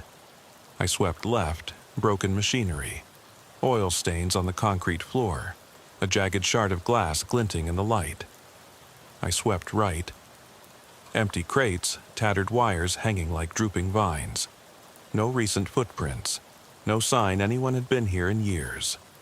But I could have sworn I felt a presence pressing just beyond the edge of the light. I radioed dispatch in a low whisper. Forrester to dispatch. Checking an old mill off Highway 41. No active call, but The words stalled as the beam landed on something at the far end of the room. A pair of boots. Polished, black leather, too clean among the dust. No legs above them, just the boots standing there, unmoving. My hand tightened on the flashlight. I edged forward, weapon light raised. Each step echoed in the cavernous space. I could smell leather, faintly chemical. The boots stayed rooted, as if on invisible feet. I clicked the light off and on, motionless. Who's there? My voice sounded small in the empty shell. The boots remained. I snapped the light back up and shot the beam past the boots. No body, nothing. A gust of wind rattled the door behind me, and I spun. The door swung wider, creaking. The boots had shifted an inch. My breath caught in my throat. I took a step back. The floor groaned beneath me. The boots surely moved, 2 inches now, closer. I raised the beam higher. The cuff of a pant leg appeared, leather folds trailing into nothing. I dumped more power into the mag light and realized the pant leg was stuffed into the boots, like a scarecrow figure hastily assembled. No torso, no arms. Yet the crotch of the pants seemed filled, as if someone sat on an unseen stool. A concrete column separated me from the scarecrow. I circled behind it, keeping low. Heart thundering, I laid the flashlight on the floor, radio in one hand, service weapon in the other. I spoke into the headset mic. Dispatch, I have something here. Send. Static. No response. I flicked the radio's volume switch. Only the hiss remained. Then a distant voice buried beneath the static. Stop. It came so faint I thought I imagined it. I keyed the mic. What? Who? The word died as the door behind me slammed shut with a bang that deafened me. My knees buckled and I hit the floor hard, the flashlight careening away, its circle of light bouncing off the walls. I slammed back to my feet, weapon light hugging the wall as I ran to the door. It was locked, padlock in place, rusted solid. I pulled at the frame. It didn't budge. I turned, scanning for another exit. A rusted stairwell led up into darkness. I climbed, expecting the wood to groan, but it held. Each step rose into blackness, my light barely revealing the next tread. At the top, a narrow corridor stretched into the mill's wing, Windows boarded up, jagged daylight where boards rotted away. I followed the hallway, boots echoing, toward a sliver of moonlight at its end. A door stood there, sealed with layers of plywood. I shone the light through the cracks. A room full of old office desks, yellowed papers, overturned chairs. Behind a desk, someone had scrawled in red marker, "They don't wait." I froze. My voice came out raw when I spoke. "Who are you?" No answer. Suddenly, cold air rushed through a broken window behind me, slamming the plywood. Papers fluttered across the floor, and a skeletal finger of breeze swept past. I backed away, panting. My flashlight flickered, then went dark.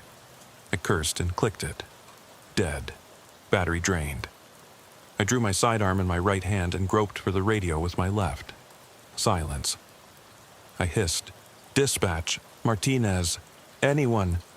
Nothing. My heart felt like a live thing pounding beneath my ribs.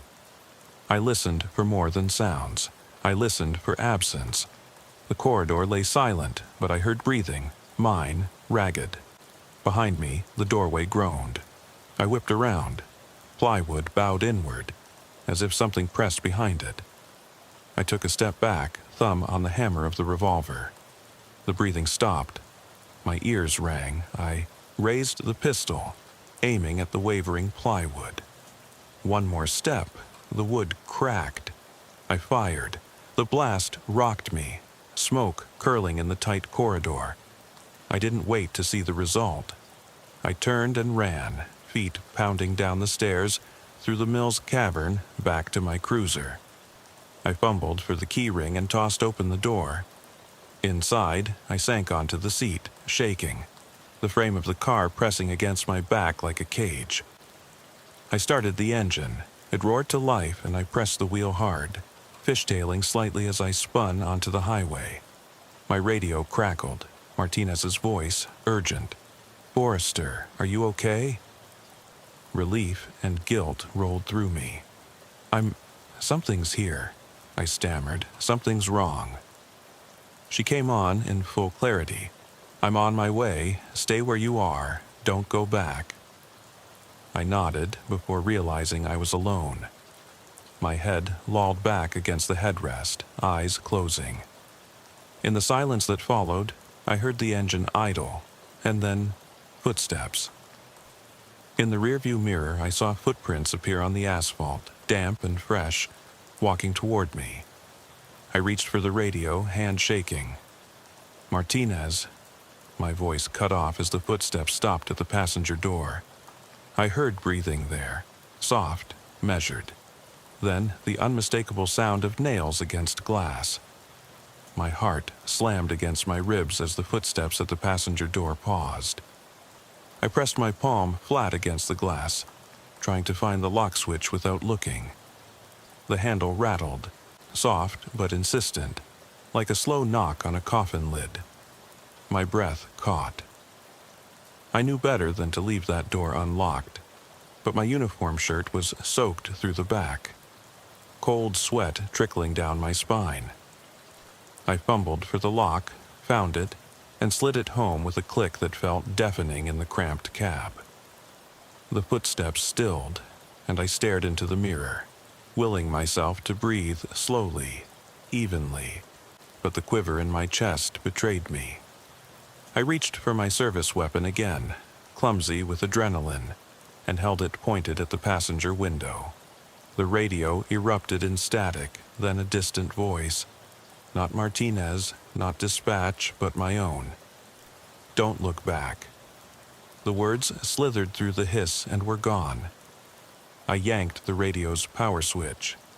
Nothing but silence and the engine's idle thrumming. I forced my foot onto the gas and lurched forward, tires spinning on loose gravel before catching road. The highway stretched out black ahead, mile marker 11 glowing faintly in my headlights. My reflex was to follow procedure, report my location, request backup, but every instinct screamed that any sound would draw more attention. I flicked off the headlights, driving in near darkness, trusting my night vision and the faint glow of the dashboard. The temperature inside dropped, and I curled my shoulders inward, holstering the gun to keep one hand on the wheel, the other ready to tap the siren if necessary. At mile marker 12, I flicked the headlights back on to navigate a gentle curve and nearly veered off. The beam caught something at the road's edge. A glimmer like metal, then a silhouette crouched low. I slammed the brakes, heart in my throat. The cruiser shuddered to a halt, and the figure darted behind the guardrail. I stayed put, scanning. No face, only the outline of a man's hat and coat, bending low as if peering at something on the pavement. The rain had started, fine droplets that smoked where the tires had warmed the asphalt. The windshield wipers kicked on with a stutter. I flicked them to fast. They slapped rhythmically, a sad metronome dragging out each second. I pointed the spotlight under the mirror toward the guardrail, forcing the rain into diamond sparks against the beam. Nothing, but I knew it had been there. The officer's sixth sense, trained and honed over decades, told me I wasn't imagining things. I shifted into drive and eased forward, fog forming on the edge of the windshield again. I punched the defroster, but it barely warmed the glass. My breath fogged my mask as I exhaled, and I had to wipe it away with my sleeve. Adrenaline made my hands tremble. I tapped the dash to get the needle from jittering.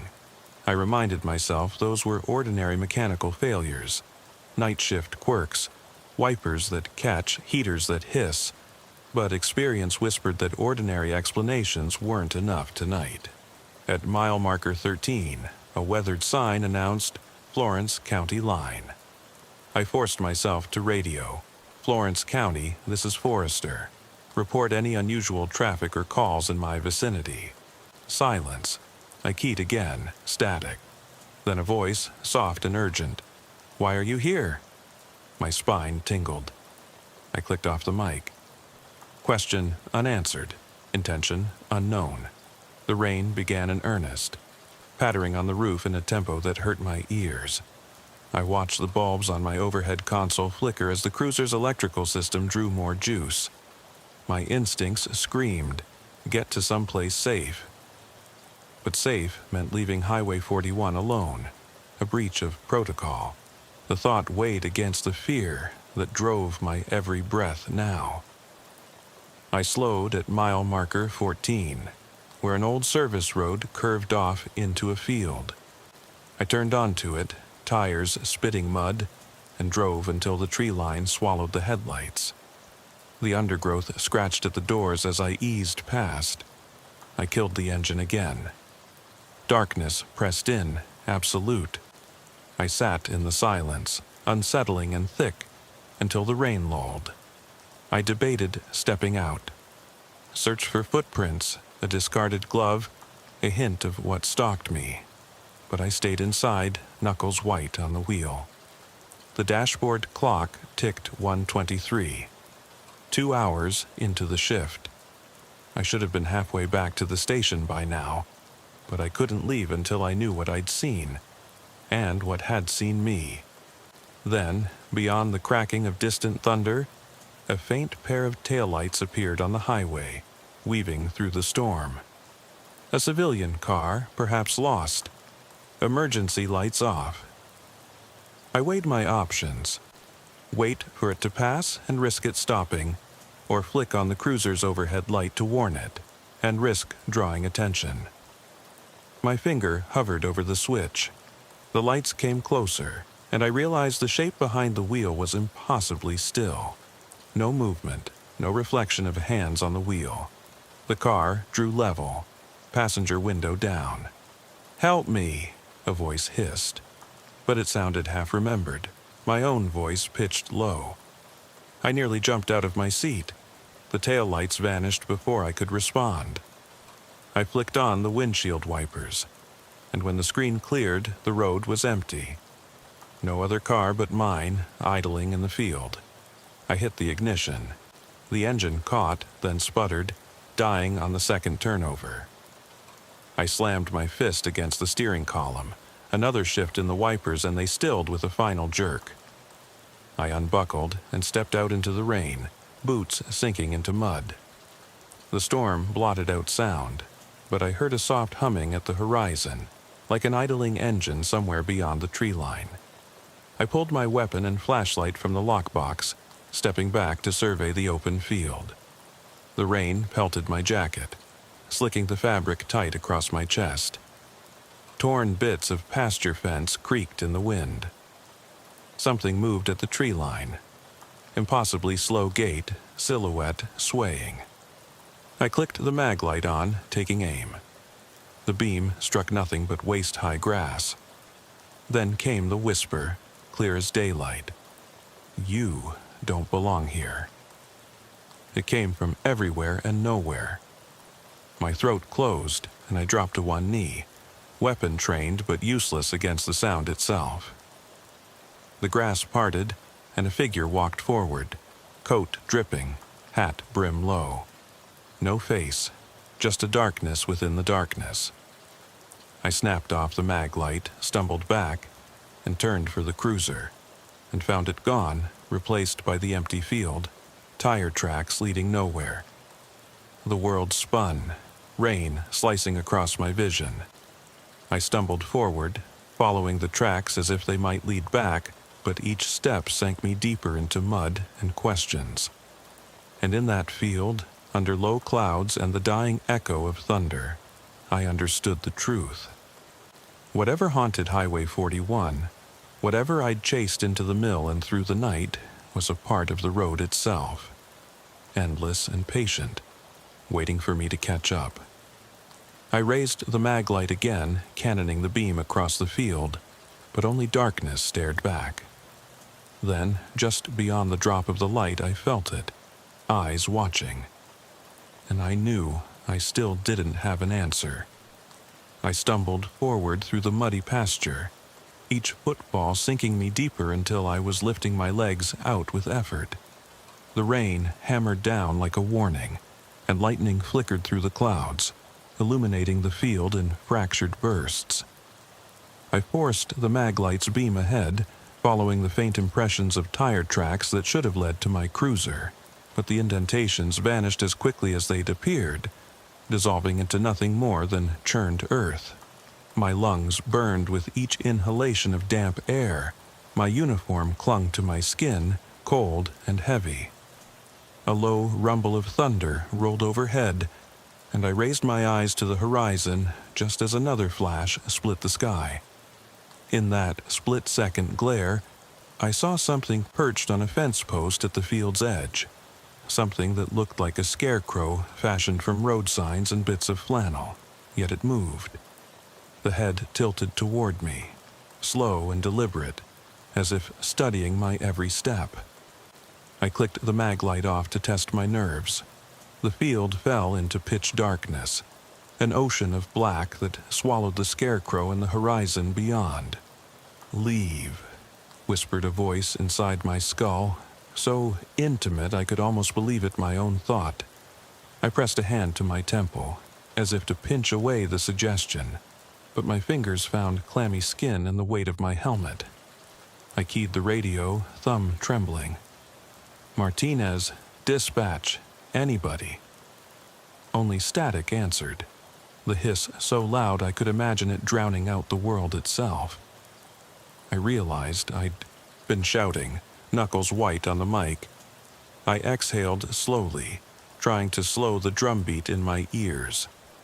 I set the mag light on the ground, flashlight facing upward, casting a harsh cone of brightness into the sky. I crouched beside it, weapon held loosely in one hand, and scanned the field. The rain slowed, as though nature itself had paused to listen. Droplets hung in the beam, suspended like crystal beads. Then I saw movement. Footprints. Not the wide tread of my cruiser's tires, but boot prints, smaller, narrower, leading from where the scarecrow had stood, weaving toward me through the grass. My heart stuttered. I rose, holster sliding against my hip, and followed the prints, each step carefully placed so as not to lose the trail. They wove in tight arcs, doubling back on themselves, as though the walkers circled me again and again. The more I moved, the more they appeared. Footprints crossing over footprints, an intricate web of passage tracing patterns I couldn't decipher. In the dim beam, the mud clung to the tread in shapes that resembled code or glyphs, but I blinked, and they turned to indistinct smears. I paused beneath a lone oak standing sentinel in the field. The trunk was broad and gnarled, roots exposed like arthritic fingers. I rested my hand on the bark, cold, rough, and felt a vibration, so slight I thought it was my own tremor. The ground beneath me seemed to pulse, as though something stirred kilometers below. My radio clicked to life, a single word filtering through the static. Follow. I snapped the mag light back on, pinpointed a set of prints that curved around the oak, and resumed pursuit. I realized I'd abandoned protocol entirely. No call to dispatch, no waiting for backup. Years of training evaporated under the weight of necessity. I had to know. The footprints led me to a shallow depression in the ground, a natural hollow filled with rainwater. The muddy surface reflected the beam like a mirror. I shined the light down, handprints, my own, pressed into the muck, as though I'd knelt there, looked into that pool. I hadn't. A flash of lightning, and the hollow glowed momentarily like silver. In that flash, I glimpsed something swimming just beneath the water's surface. A pale face, eyes open, staring, and then gone as the thunder boomed.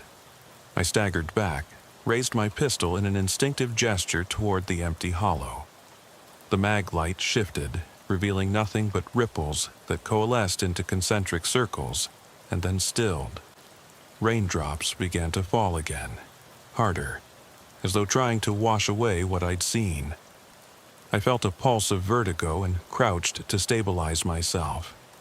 The field blurred in the rain, and I blinked repeatedly until the sight cleared. The footprints had vanished.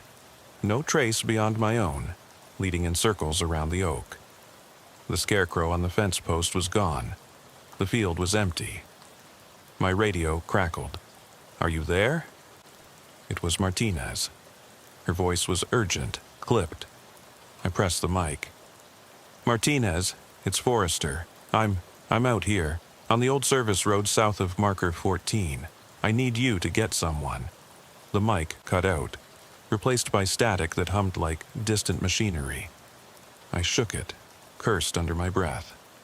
Then I heard tires, gentle, persistent, rolling across grass. I spun, mag light sweeping.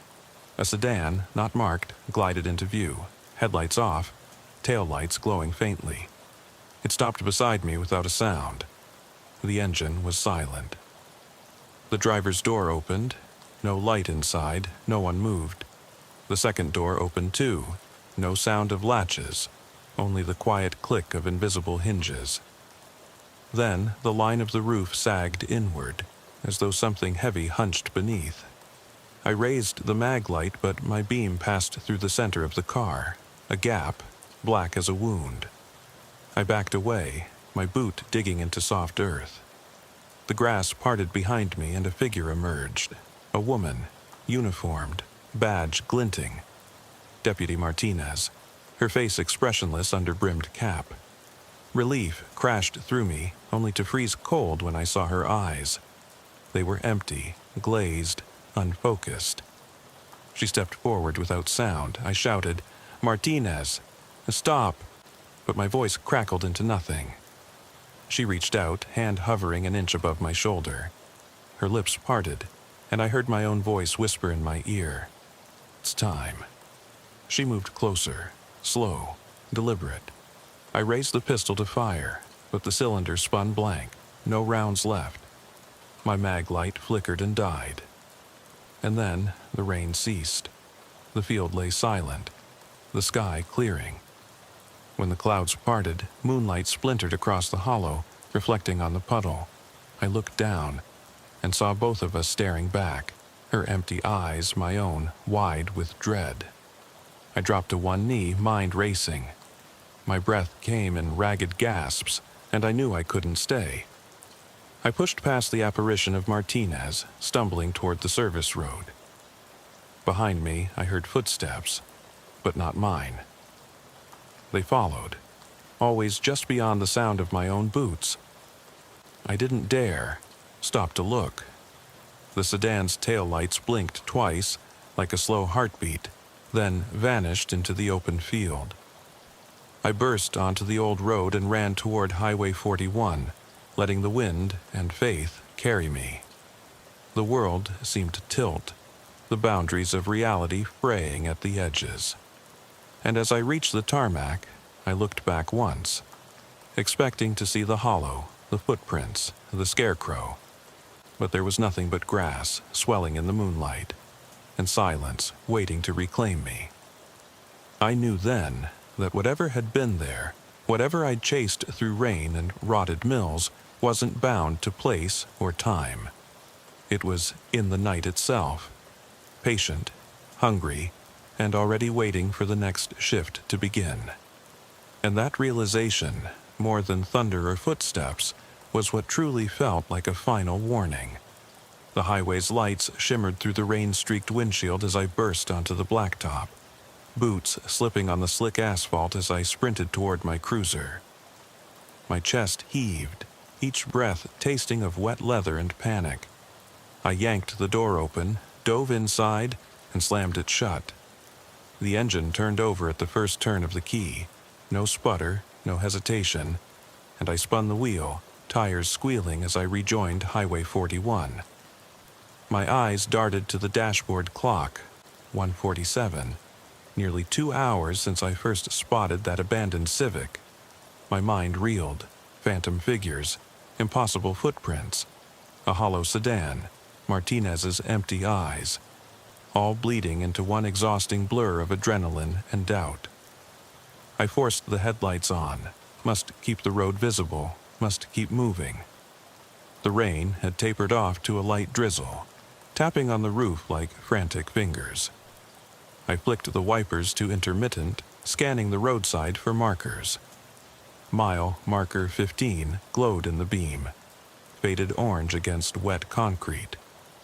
I slowed to a crawl, heart pounding so hard I could feel it in my throat, and peered out the driver's window. The ditch beside the road was shallow, filled with bramble and puddles. A shape moved in the ditch, half submerged, limbs folded like a corpse in prayer. I hit the brakes again, heart slamming. The cruiser rocked forward and the wipers peeled away streaks of water to reveal the body of a man, soaked through, eyes open and fixed straight ahead. He wore a uniform, white shirt, dark slacks, shoes polished to a mirror shine despite the mud. A name tag glinted, Forrester.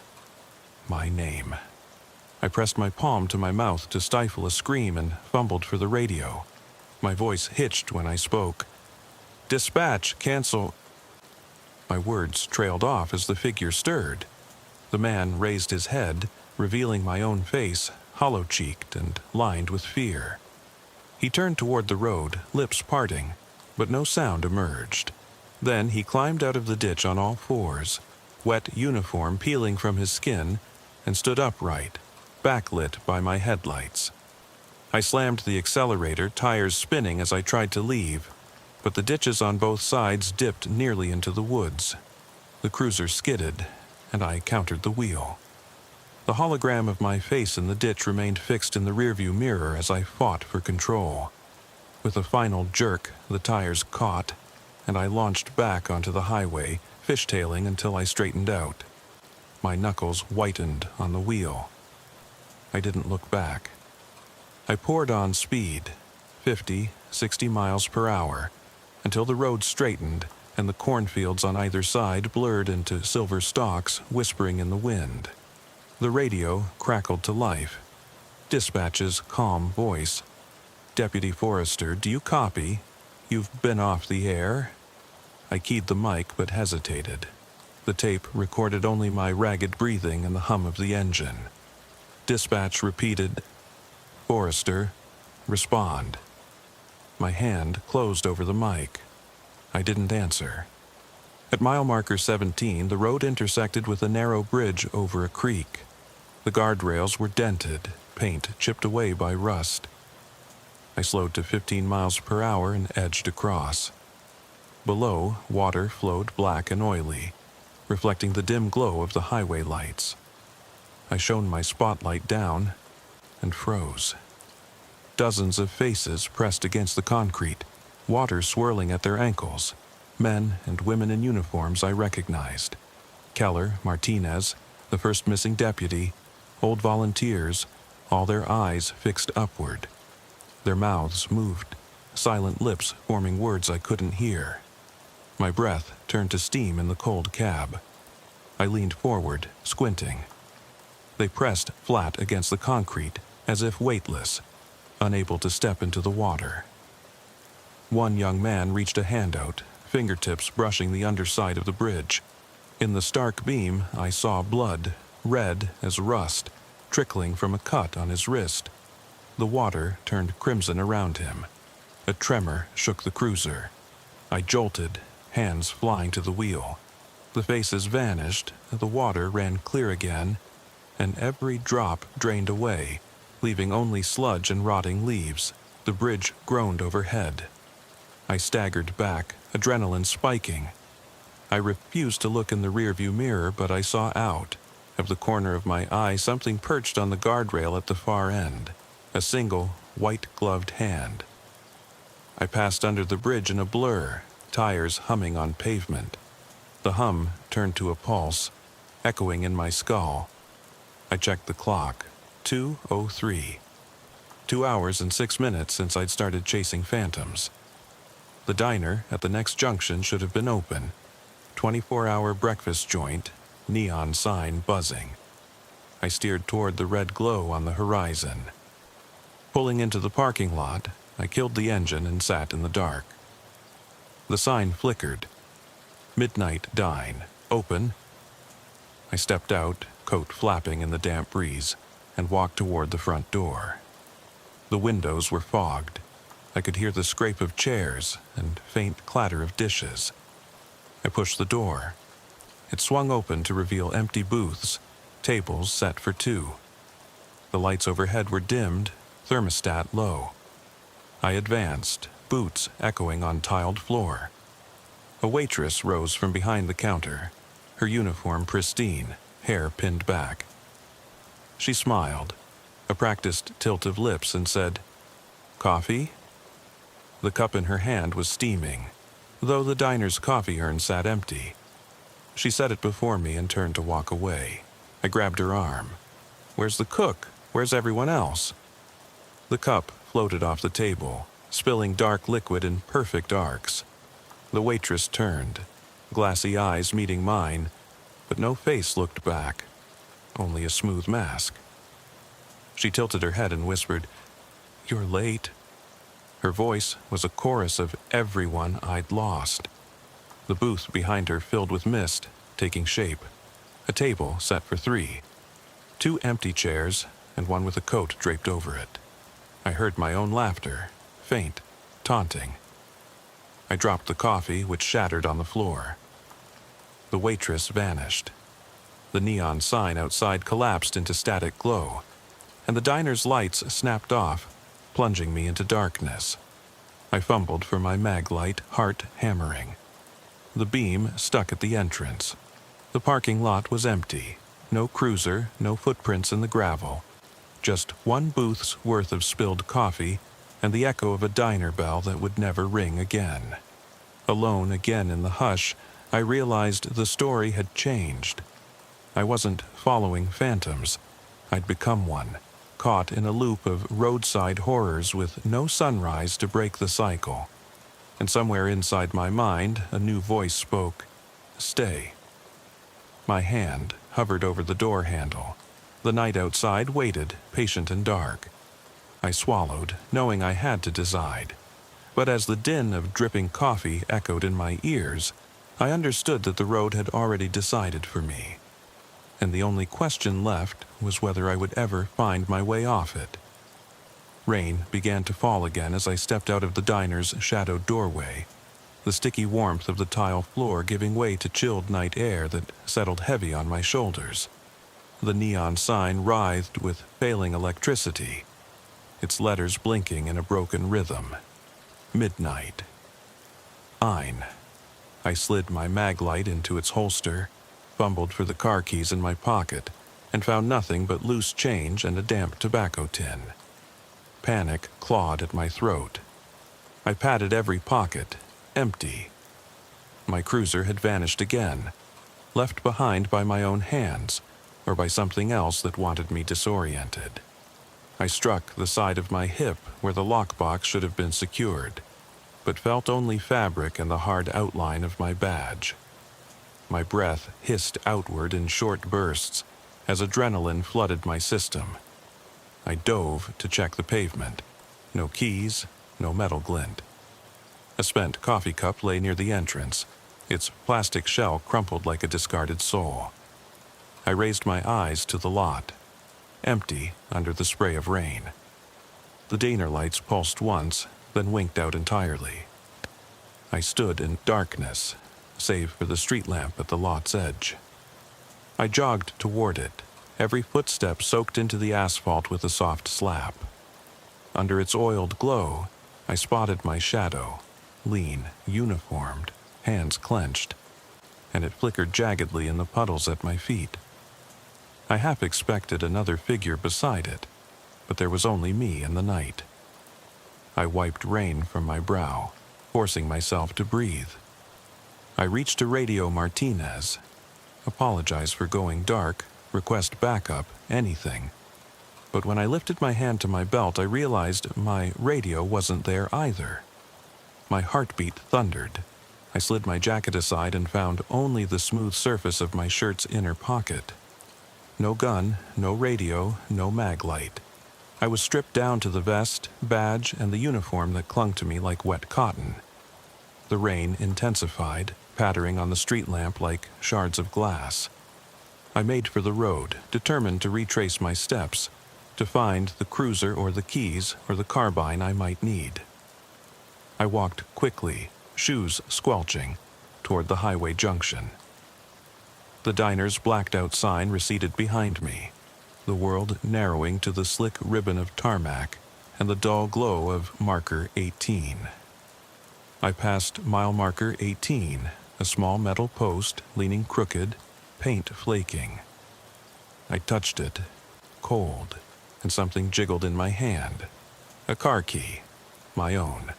Relief and suspicion warred in my chest. I bent to inspect it.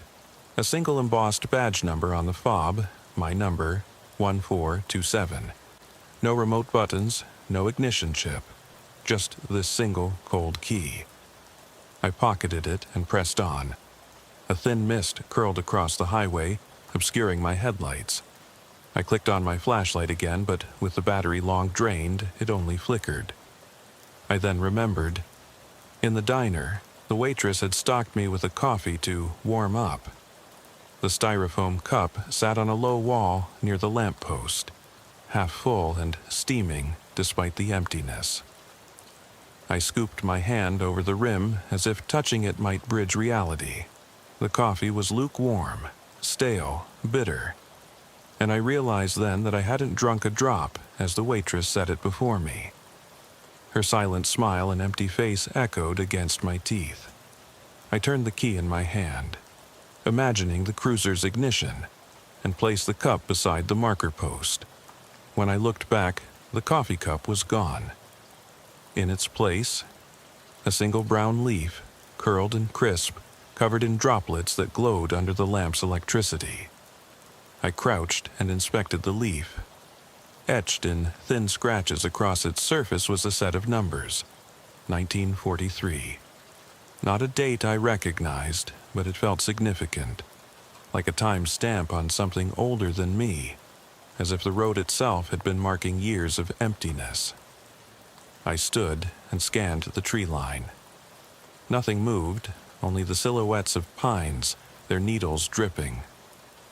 My radio remained silent at my hip. I tapped the badge on my chest, half expecting dispatch to broadcast through it, but no voice answered. I was alone. Then, from deeper in the mist, I heard a hum. Low frequency, mechanical, reverberating through my skull. It grew louder with each heartbeat until the pavement beneath me seemed to vibrate. I gripped the key tighter, knuckles whitening. The mist thickened, swirling into shapes. Arches like distant overpasses, columns like collapsed bridges, structures that didn't exist here.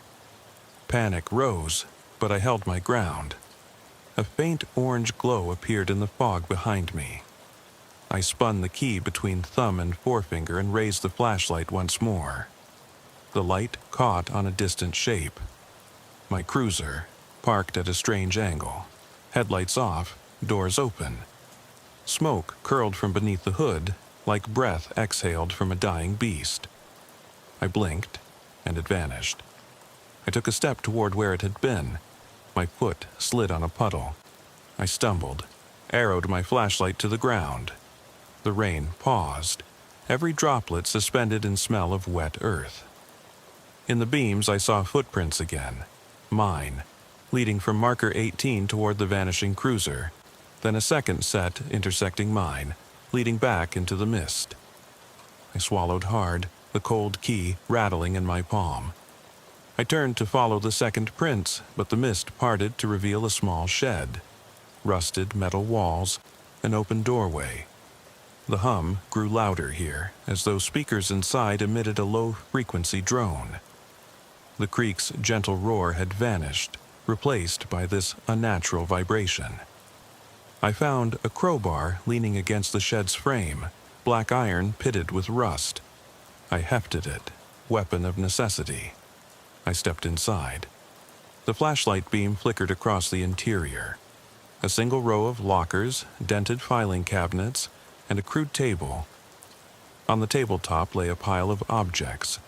A dash cam, half buried in gravel. A torn police report stamped File number 41-003. A battered GPS unit still blinking. And a photograph, pinned to a corkboard, of a younger me, standing in front of a precinct wall with Martinez beside me, both smiling. The date beneath read December 7th, 2003. My breath froze in my lungs. That was the night Forrester first disappeared. I reached for the photo. Gravel shifted. The dash cam light blinked once, then its lens swung upward.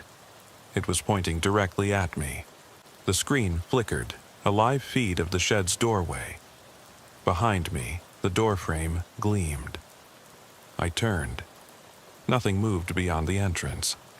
Yet the feed showed a reflection of my face. Eyes wide, uniform damp, key clutched in my fist. Lingering on the screen for a moment too long. Then the feed cut to static. In the silence, I heard distant sirens, one, then another. They grew louder, closer. Relief washed over me. Dispatch had sent backup. I dropped the crowbar and raced out of the shed, key raised as a beacon. I emerged onto the highway, only to find the road empty, sirens silent in the distance, the mist closing in behind me like a shroud. The key pulsed in my hand, warm. I realized I didn't know where my cruiser was, or even if it still belonged to this world. My vision narrowed to the single number etched on the leaf, 1943. The dash cam feed had ended at static, but the last frame, a face in the gloom, lingered in my mind. I heard footsteps again, light, hesitant in the gravel behind me. I turned, crowbar raised defensively, expecting Martinez or a deputy. Instead, a small wind, whipped through the mist, carrying a single phrase in a voice that was neither mine nor anyone I'd known. You asked to stay. Now it's your turn to wait. And in that moment I understood. Highway 41 wasn't a road to drive away from. It was a place where time folded in on itself, and anyone who wandered off the pavement became part of its endless patrol, forever hunting, never found. The storm broke above me as I stood at the edge of the asphalt, mist curling around my boots like grasping fingers. My lungs burned with cold air, and every muscle trembled from exhaustion and adrenaline. I pressed the key, still warm, in my palm, wishing it would start something familiar, some machine that would carry me away. But the night offered only silence, thick as tar, pressing into my ears until I could hear nothing but my own heartbeat. I took a step back from the shed, the doors now sealed tight, the corrugated metal walls silent witnesses to what had transpired within. Behind me, the highway stretched on, a ribbon of promise that had betrayed me again and again. I raised the crowbar, resting the worn iron against my shoulder, and glanced at mile marker 18, its paint flaking, its post leaning like an old man's stoop. In the faint beam of my dying flashlight, I thought I saw a flicker of motion there, but when I blinked, nothing remained. Every instinct screamed to run, to pound my way down the road until I found the next town, the nearest precinct, any flicker of human life. But I was tethered by something deeper, a compulsion to see this through, to map the edges of whatever had claimed so many before me.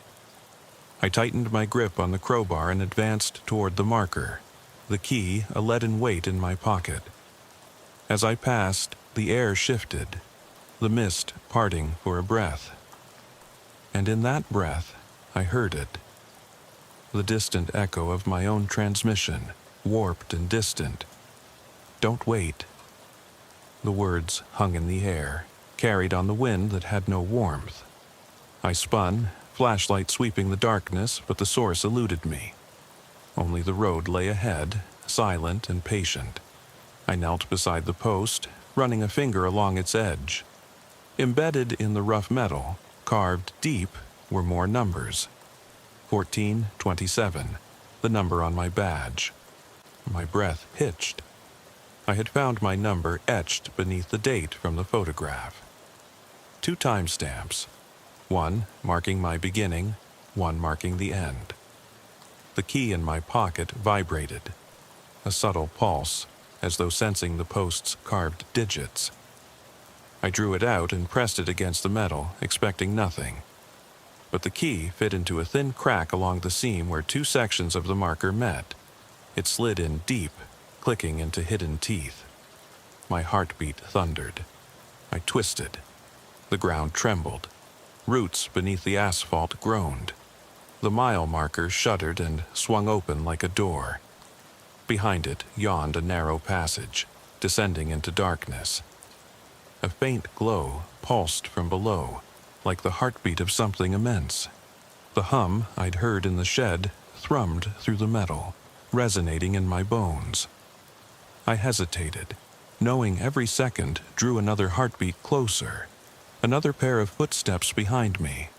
But the answer lay down there, the faces in the water, the phantom deputy, the abandoned cruiser, all threads woven into this secret seam beneath the marker. I set my jaw, hefted the crowbar in one hand and flashlight in the other, and stepped into the opening. The passage swallowed me. Cold earth pressed against my legs, and the hum grew louder, echoing off unseen walls. My breath formed clouds in the beam. Roots and wires coiled along the earthen tunnel, leading down into a cathedral of soil and stone. Each step felt like crossing a boundary, peeling away layers of night itself. Then, at the bottom, I entered a chamber carved from bedrock, lit by lines of phosphorescent lichen. A vault of impossible construction, walls etched with symbols that mirrored the glyphs in the mud. At the center stood an altar of rusted metal, a cradle of dashboard components, keys, radios, flashlights, an altar built from every tool I'd carried. On top lay my cruiser's hood emblem, polished and still warm. I set the crowbar down, voice shaking as I spoke into the hush. What are you? The lichen pulsed in reply, and the symbols around me seemed to shift, aligning into a single phrase glowing on the rock. You belong to the road. A ripple of truth passed through me, and I understood. The road was a living thing, feeding on departure and return, collecting names and faces to sustain its endless midnight watch. The vanished motorists, the missing deputies, all woven into its endless circuit. The keys in my pocket pulsed once more, and I felt my pulse align with the hum, my heartbeat synchronizing with the road's own rhythm. I tried to turn, to flee back up the tunnel, but roots snaked around my ankles, binding me to the earth. I dropped to my knees before the altar, the crowbar clattering beside me. My uniform felt heavy, drenched with rain that now seemed to seep through the stone. I raised my hand, touching the hood emblem, warmth spreading through my fingers. Above, the hum crescendoed into a roar. A single tendril of lichen detached and floated to rest on my shoulder, cool and alive. I whispered, "I don't want to stay." But my voice was lost in the chamber's resonance. I felt the roots tug at me, drawing me forward. With one last, shuddering breath of will, I jammed the key into a slot in the emblem. The world trembled. Light flared. I found myself back on the highway, drenched in rain, mile marker 18, standing silent and whole. My crowbar lay across the asphalt. My flashlight was dead. The key was gone. Above me, the sky was empty. Stars hidden behind clouds. My radio clicked. Dispatch. Their tentative voice asked if I was okay. I pressed the mic, throat tight, and whispered, "I'm still here." No reply. Only the road stretching into darkness, waiting for my next shift. And in the distance, the echo of impossibly distant footsteps, mine or someone else's, beckoned me onward into the night. I remember the hush settling over the motorcade as I eased my cruiser onto the side street, tires crunching on gravel that floated through the beam of my headlights like drifting snow. It was just past midnight, and the glow from the last houses on Oakmont Drive had died out 50 yards back, leaving me alone beneath the street lamps that flickered like old bulbs in a horror movie. My radio was quiet except for distant static. No calls, no chatter, nothing to break the stillness except the rhythmic thunk of my boots as I stepped from the car. I angled my flashlight down the sidewalk, watching the beam carve paths through cracked concrete, each fissure breathing with the chill April air. The scanners had picked up a 911 hang-up 15 minutes ago from a payphone outside Montgomery's Gas and Groceries, but the line went dead the instant the dispatch echoed. No voice, no breath. Just the click of dialing and then silence. Pretty routine at this hour. Kids messing around, drunks testing payphones, wrong numbers. But out here, wrong numbers can set your nerves on edge, so you still at least check. I clipped my radio mic, whispered, "Unit 37 to dispatch." Checking the hang-up at Montgomery's. ETA 2 minutes. My voice sounded low and tired through the mask of the mic, like when you've spoken too much and want to swallow every word. No response came, just soft clatters in the air. I clicked off and moved down the sidewalk, feeling the weight of my flashlight in one hand and the cool butt of my service weapon in the other pocket. Routine gear, but when you've done this shift 1,000 times, every weight feels heavier at 2 in the morning. The gas station sat on the corner, a lone island of fluorescent light in a sea of black asphalt. The pumps were empty, no cars, no customers, no clerk in sight. I paused at the sliding glass door and tapped it with the heel of my hand. No sign, just the faint hum of refrigerators and the distant drip, drip, drip of a leaking cooler somewhere behind the counter. My flashlight crawled across the aisles. Shelves half stocked with chips, energy drinks, gum. I stepped inside, boots echoing, and swept the beam across the row of dusty registers, all inactive. I turned toward the stockroom door at the far end, noticed it slightly ajar. My gut tightened, which it rarely did, but something about that crack in the door stopped me cold. I called it in. Unit 37, I'm inside Montgomery's. Back door ajar, no clerk in view. My words hung in the stagnant air. No answer, probably a glitch. Dispatch sometimes goes quiet this time of night. I shoved the door open with my flashlight leading and found a small storeroom stacked with empty boxes and broken pallets. The walls were scuffed, faded company logos, paper flyers curling at the corners. A single broom leaning as though it had been abandoned in a hurry. I swept the beam toward the far corner and saw a dark shape, propped against the stacked boxes. A baseball cap, nondescript jeans, work boots, too still. I swallowed and cleared my throat. "Sir, police department." My voice was low, but carried. The shape stirred, lunged forward in a clumsy sprint. I yanked my weapon free without thought, training kicking in. But when the man slammed into me, there was no anger, no struggle, only confusion. He knocked us both to the concrete floor with a clang, boxes rattling overhead. I had him pinned at once, knee on his chest, flashlight knocked from my grip and rolling across debris. His eyes were wide, staring up as sweat and dirt trickled down his face. He gasped, "Please, I thought it was a cop." My jaw clenched. "I am," I said, voice flat, knowing that to him it meant nothing. I hauled him up by the collar, saw the payphone receipt in his hand. The code the dispatch console spat out after every hang-up. He must have been the one who called. He swallowed, stammered, I left my wallet at a call box up the street, thought someone might find it." His voice cracked. I was checking. I patted him down, found only lint, keys, that crumpled receipt, and a cheap lighter in his pocket. No weapon, no script of violence. Still, my heart thudded against my ribs. It always rattled when someone lunged at me, even if they didn't mean harm. I lifted him to his feet, spotted my flashlight 10 feet away. I grabbed it and swung the beam back onto his face. The dim circle of light revealed more exhaustion and fear than menace. "Listen," I said, voice steady yet rough around the edges. "You got lucky. This is a slow night, but it can turn ugly fast." I slid my hand onto his shoulder, felt him tense beneath my grip. "You call next time. Don't do this again."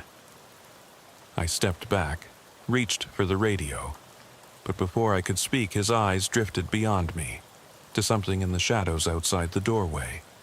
My chest tightened. Whatever he saw, I saw next. The front door, slightly open, swinging soft like a heartbeat in the dark. I spun, flashlight slicing the darkness at the entrance. Nothing moved, no shape, no silhouette, just the empty glass doorway framing the empty street. My breath caught. The man's voice trembled behind me. "What the hell is that?" I flicked off the safety and clicked the radio again. "Dispatch, this is Unit 37. Reporting the front door just opened. No sign of clerk or any other person inside or out." Silence answered. Then the soft sigh of a breeze slipping through the gap, carrying with it the distant echo of something unrecognizable on the CB, a broken whisper that cut off before it finished. I lowered my weapon, heart still pounding. "We're clear," I said, though I didn't feel clear. I flipped the man's hands behind his back and slapped cuffs on him. Not because I believed he was guilty of anything more than trespass, but because at that hour, you never know. I led him outside under the sickly wash of street lamp glow. The payphone was dark, the sidewalk empty, the open door yawning behind us. He mumbled, "You gonna let me go?" I stared at the trembling form in cuffs and shook my head.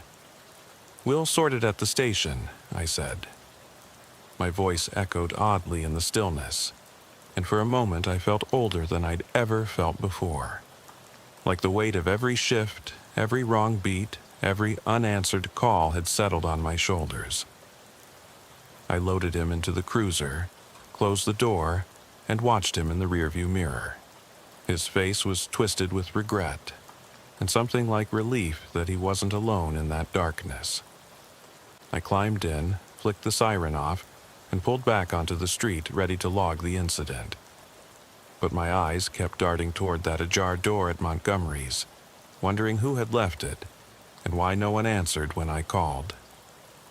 And as I drove back toward the station, the radio finally crackled to life with another routine report, a stray cat in someone's yard, and I stiffened because somewhere between the hang-up and the cuffed man in my back seat, I'd felt that familiar tug in my gut, the unease that comes when you're sure something's off, but you can't yet name what it is.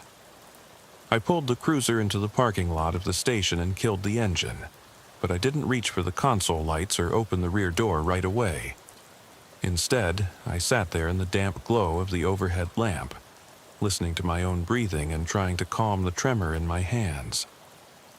The man in cuffs stared out at me through the darkened window, his silhouette half-framed by yellow police tape that flapped in the breeze. I still couldn't shake the image of that front door swinging open at Montgomery's. No clerk, no explanation.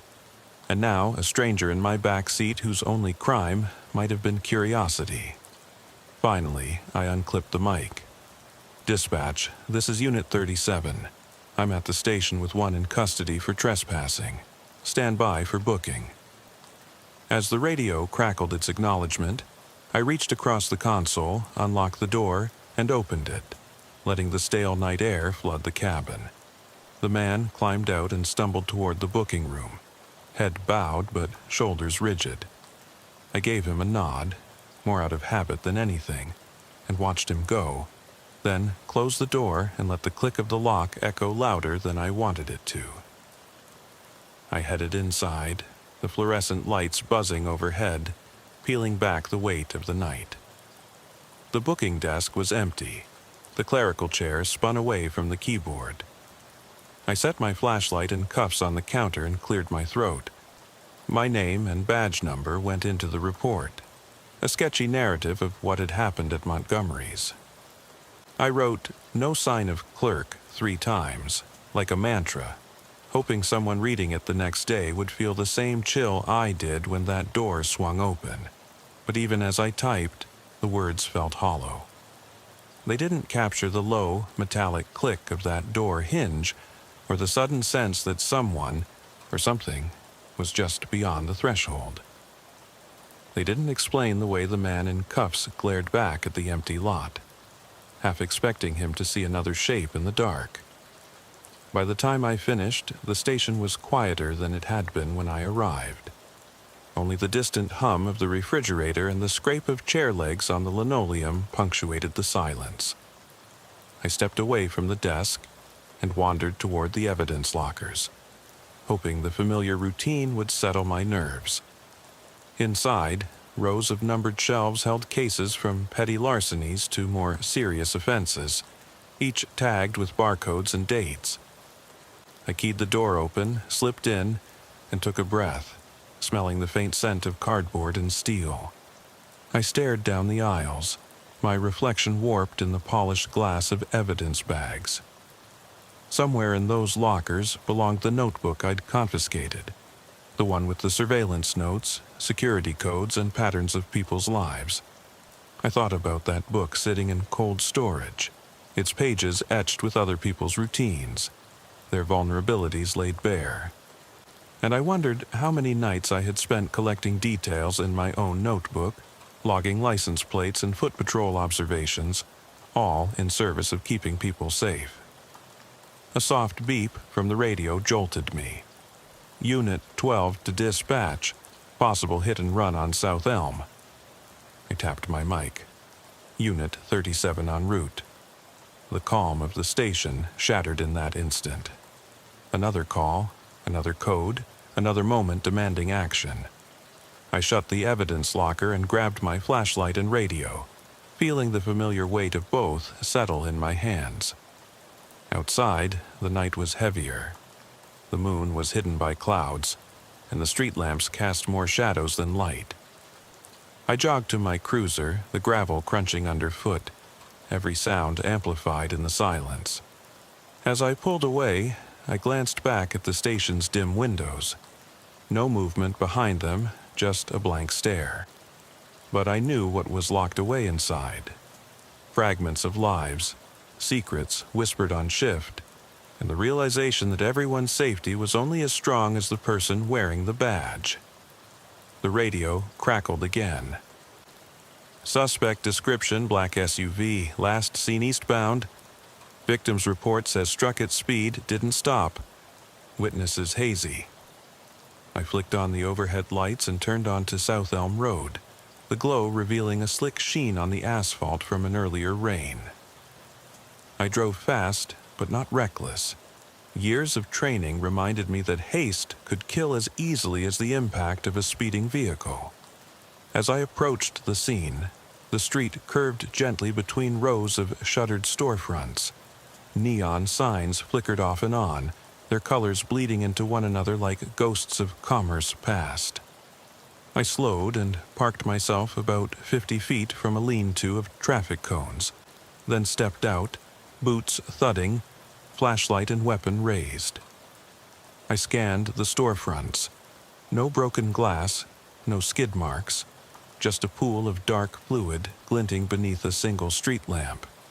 I dared not think what it was until I got closer. I knelt and examined the scene. Oil mixed with something deeper, red-brown and sticky. Fresh footprints circled it. Muddy, but no sign of tire tread. I stood and shone my light down the street, searching for a vehicle, a witness, anything. But all I saw was a lone newspaper stand, its headline torn away, and a surveillance camera mounted high on the corner of a building, its red recording light blinking. I radioed dispatch, requested footage, and as I spoke, I heard the soft hiss of a door opening behind me. I spun, flashlight cutting through the gloom. A figure stood there, half hidden in shadow, eyes reflecting the beam. My heart skipped. "Police!" I barked, stepping forward. The figure didn't move, just held still, as if waiting. Each flicker of the light revealed more. A uniform, crisp and clean, boots shining, badge polished. A fellow officer, except no one had called for backup. No one fit his description. Yet there he was, standing as though he'd been there all along. My voice caught. "Who the hell are you?" The figure raised a hand, slow and deliberate, and whispered, "I'm here to help." His tone was soft, weary, too weary for someone who just walked into a crime scene. I leveled my flashlight on his face. The jaw was too square, the eyes too hollow, and the nameplate gleamed in the light. Thomas Warren. I froze. The name that had haunted me for months. The face that had betrayed every trust. The badge that should have been locked away with his charade. And here he was, stepping out of the shadows again, as real and impossible as the rusted ridge of the horizon. My fingers itched at my holster. He tilted his head and said, "We need to talk." And in that moment, under the wavering glow of the street lamp, I realized the night wasn't done with me yet. And whatever truth I thought I'd uncovered was just the beginning of something darker. I stepped out of the cruiser and leaned against the hood, letting the cold metal press against my back as I drew in a shallow breath. The late spring air had a bite to it, like a warning scratch against the skin, and I could feel the tension in my shoulders, knotted tight from the endless loop of shift work. The street lamp overhead flickered twice, then steadied, casting a half light that made the world beyond its glow feel impossibly dark. I snapped my flashlight on and swept it across the storefront windows again, half expecting to catch a figure slipping away. A glint of badge or boot, anything. But there was only the drizzle of rain starting to speckle the pavement, each droplet landing silently, as though the world were holding its breath. My radio sat on the passenger seat, squawking about responding units, but I muted it and exhaled, focusing on the rhythm of wet boots on concrete as I approached the flickering neon open sign that hummed quietly above a shuttered pawn shop. My eyes flicked to the surveillance camera above the doorway, its red LED pulsing with slow inevitability, recording, always recording. I imagined that tiny lens had captured every step, every hesitation, every bead of sweat forming on my brow. Somewhere in a boring, fluorescent-lit evidence room, that footage would play back and tell the story exactly as I lived it. A lone officer, flashlight beam cutting through the night, chasing the echo of his own fears. The rain began to fall harder, drumming against my patrol cap and the concrete. I flipped the brim up and zipped my jacket, then scanned the storefronts lining the block. A closed barber shop, its sign dangling on one hinge, a boarded-up diner with its neon letters half shattered, a vacant auto parts store, its door padlocked, the glass smeared with raindrops. Each place felt abandoned, halfway to oblivion, like memories waiting to be forgotten. I was about to call dispatch for clearance to search inside each business, to rule out squatters or vandals, when my flashlight caught something on the ground. A single paper coffee cup, crumpled, half full of cold grounds. Odd to find that this far past midnight, unless someone was camping inside. I kicked it gently, sending it skittering across the sidewalk. The clatter echoed unnaturally, and I froze, listening. In the distance, a siren wailed briefly, then cut off, as though ashamed of itself. I crouched and scooped up the cup. Inside, the grounds were flattened by time, but the bottom held a faint smear of red, coffee stained by something darker. My stomach clenched. I turned it over to see the disposable lid cracked, the warning label peeled. No fingerprints, nothing definitive. Yet it felt like a message. Someone had been here, and they'd left a trace that whispered of blood without showing it.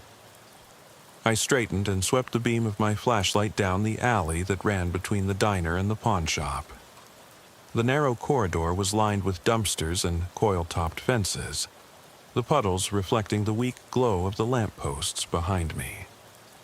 I felt the weight of solitude settle in my chest, an ache I knew too well. I took a step forward, the flashlight bobbing, illuminating the wet bricks and discarded flyers. One fluttered in the wind, its torn corner reading, "Community Watch Meeting Thursday 7 p.m. I remembered that name, used it myself on patrol reports when I needed to fill space, but this night every scrap of paper seemed to carry significance. Halfway down the alley, the rain slowed to a drizzle, and I caught movement at the far end. A figure hunched beside a chain-link fence, head bowed, shoulders shaking. My heart thumped so hard I could hear it in my ears. I called out, "Hey, you, come here." But the figure didn't move. I flicked off the safety and raised my weapon, training taking over. "Police, show me your hands." The figure stirred, rose slowly. I advanced, each step a calculated measure, flashlight and gun aligned. When I was close enough, I saw the badge pinned to his chest, old, tarnished, the edges worn. His uniform was the same cut as mine but faded, like a memory washed by too much time. "Lieutenant Dave Mercer," he said, voice low, as if speaking from underwater. My blood ran cold. I'd known Mercer. He'd been one of the first I met at the academy, a gruff mentor who taught me to handle a cruiser, to read a scene, to carry the weight of the badge without letting it crush me. He'd retired a decade ago, disappeared from the radar. Rumor was he'd moved back to Toledo to care for his ailing mother. But here he was, ghost-like, standing in the rain. "Mercer?" I whispered, disbelief cracking my voice. "What are you doing here?" He lifted his chin, water dripping from his jaw. His eyes glinted in the beam, hollow, haunted. "I came back," he said, voice barely audible. "There's something you need to see." I should have holstered my weapon, reached out, called his name. Instead, I stayed rigid, every muscle tensed. "You shouldn't be here," I said. "What are you talking about?" He gestured down the alley. "Follow me." He turned and walked further into the shadows, without waiting for me. My mind raced. Had he been watching me, learning the routes, the habits, the gaps in coverage? Or had he simply come to warn me? I followed, stepping through pooled water that soaked my boots. The alley narrowed to a tunnel beneath the railroad tracks, the rumble of a distant train vibrating through the walls. Mercer stopped at a crumbling concrete wall, ran his hand along graffiti-cracked surface, then pressed a loose brick. The wall shuddered and swung inward on rusted hinges, revealing a hidden stairwell descending into darkness. My grip tightened on my weapon. "Mercer, I began, but he cut me off. "They never left," he said, voice echoing off the brick. "Pierce never left." He reached for my arm. His skin was cold, clammy, like the damp air around us. "He's here, watching." A distant train horn blared overhead. My flashlight flickered as I looked up at the tunnel roof, at the steel tracks above, knowing that every noise, every echo, every drop of water could mask someone moving behind me. I swallowed hard, trying to steady myself. Mercer nodded. "Come on." He slipped inside the opening and disappeared. The bricked entry swung closed with a groan. I stared at it for a long moment, rain dripping from my uniform, heart pounding so loud it drowned out the rain. I pushed against the heavy brick door and let it swing shut behind me with a groan that echoed down the narrow stairwell. The air that greeted me was colder, damp, and tasted of rust and decay. My boots echoed on the metal steps, each footfall a measured pulse, until I reached the landing, where the stairwell leveled out into a short corridor lit by a single, flickering bulb. The light buzzed and dimmed, then brightened with a reluctant flare, revealing damp concrete walls streaked with old water stains and graffiti that time had smudged almost unreadable. I swallowed and swallowed again, tasting the dust in my throat, and found Mercer standing at the far end, back pressed against the wall as though bracing himself for what came next. He nodded at the corridor, his eyes heavy but clear. "It used to be a utility tunnel," he said, voice low, "for the old mill when this town still had factories. They filled most of it in years ago, but a few passages remained, forgotten, hidden. I came back because I remembered rumors of what Pierce found down here." He flicked his hand toward a peeling sign overhead that read, "Authorized Personnel Only," its letters nearly scrawled away by time.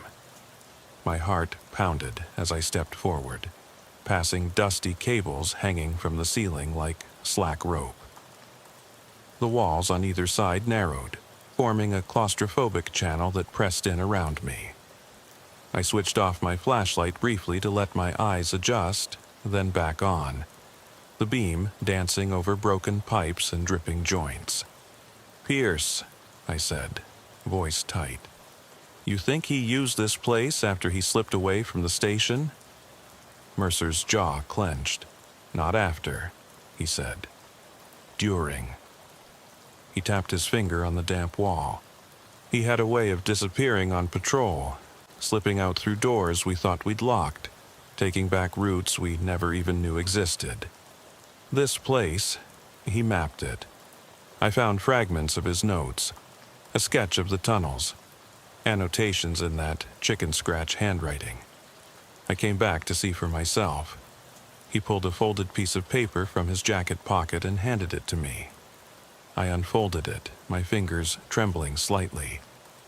There was a crude diagram, straight corridors meeting at right angles, labeled with words like gas main, electrical vault, and, further down, storage.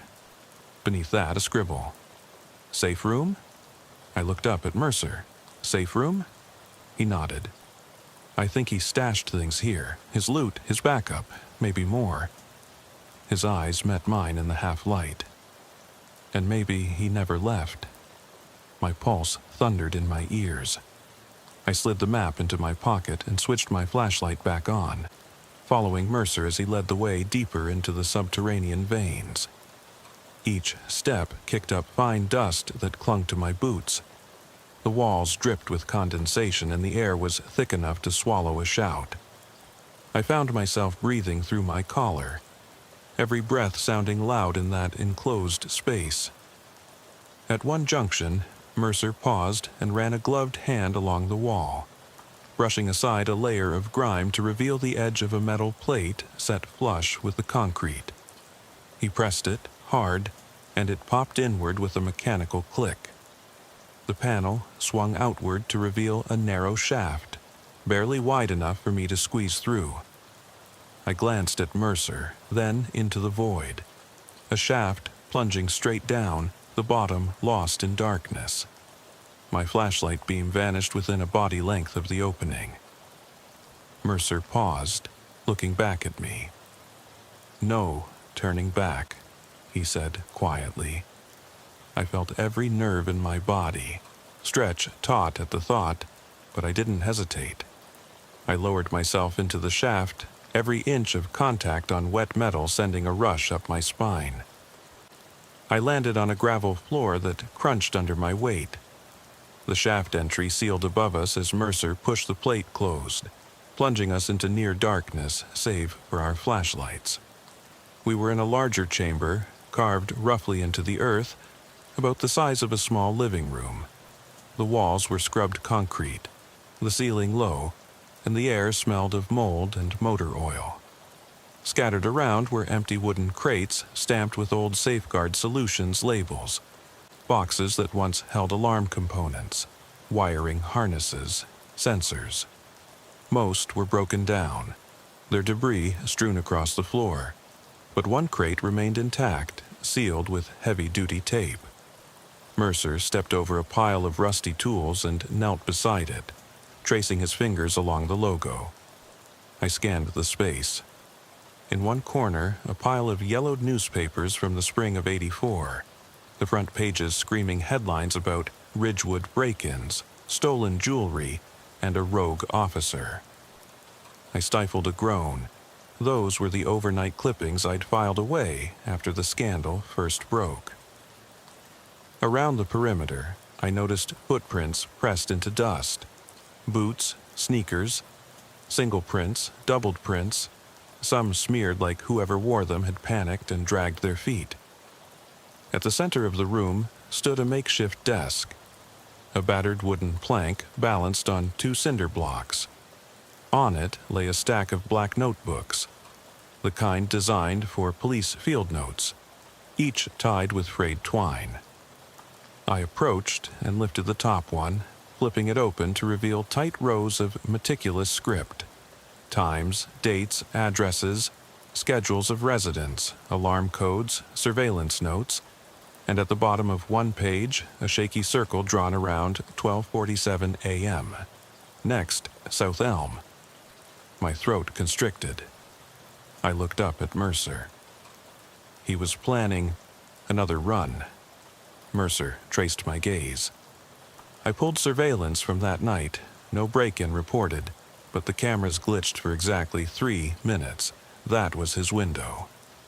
He pointed to a page where Pierce had scribbled instructions. Find access under Elm stairwell. Bypass lock with pulse device. No witnesses. The words felt like a punch to the gut. I closed the notebook and slid it back onto the desk.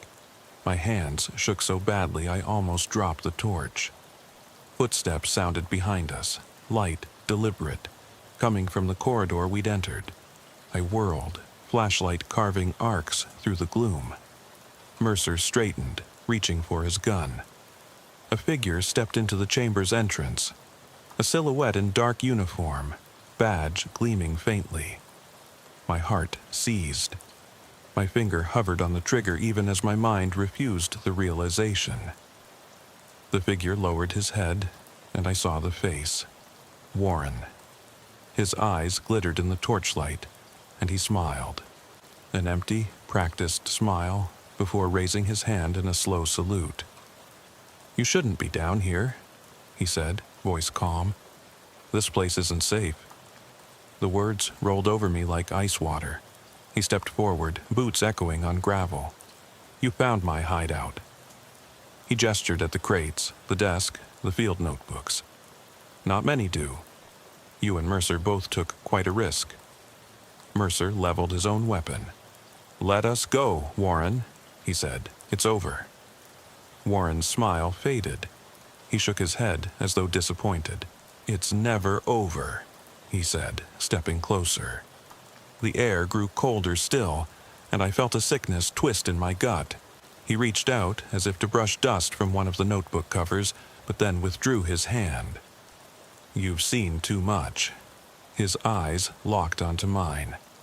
"Now you'll be part of it." He turned to Mercer. "You know what happens to traitors," he said softly. Mercer's jaw clenched. I raised my voice. "We're calling this in." My radio lay on the desk, almost in reach. Mercer took a step forward, but Warren's gaze swung to me, and something in that look held us both back. The silence that followed was louder than any gunshot. Dripping water, distant hum of machinery, our own breaths in the hollow space. Warren tilted his head, then said, "Not yet." He scuffed a boot against the gravel and looked down at Mercer. "We started something that night at Montgomery's. You think it was just trespassing? That you caught a kid lost in the dark? Number, that was the beginning." He swept his arm to include the crates and notebooks. "This is the end game, the full circle." Blood pounded in my ears.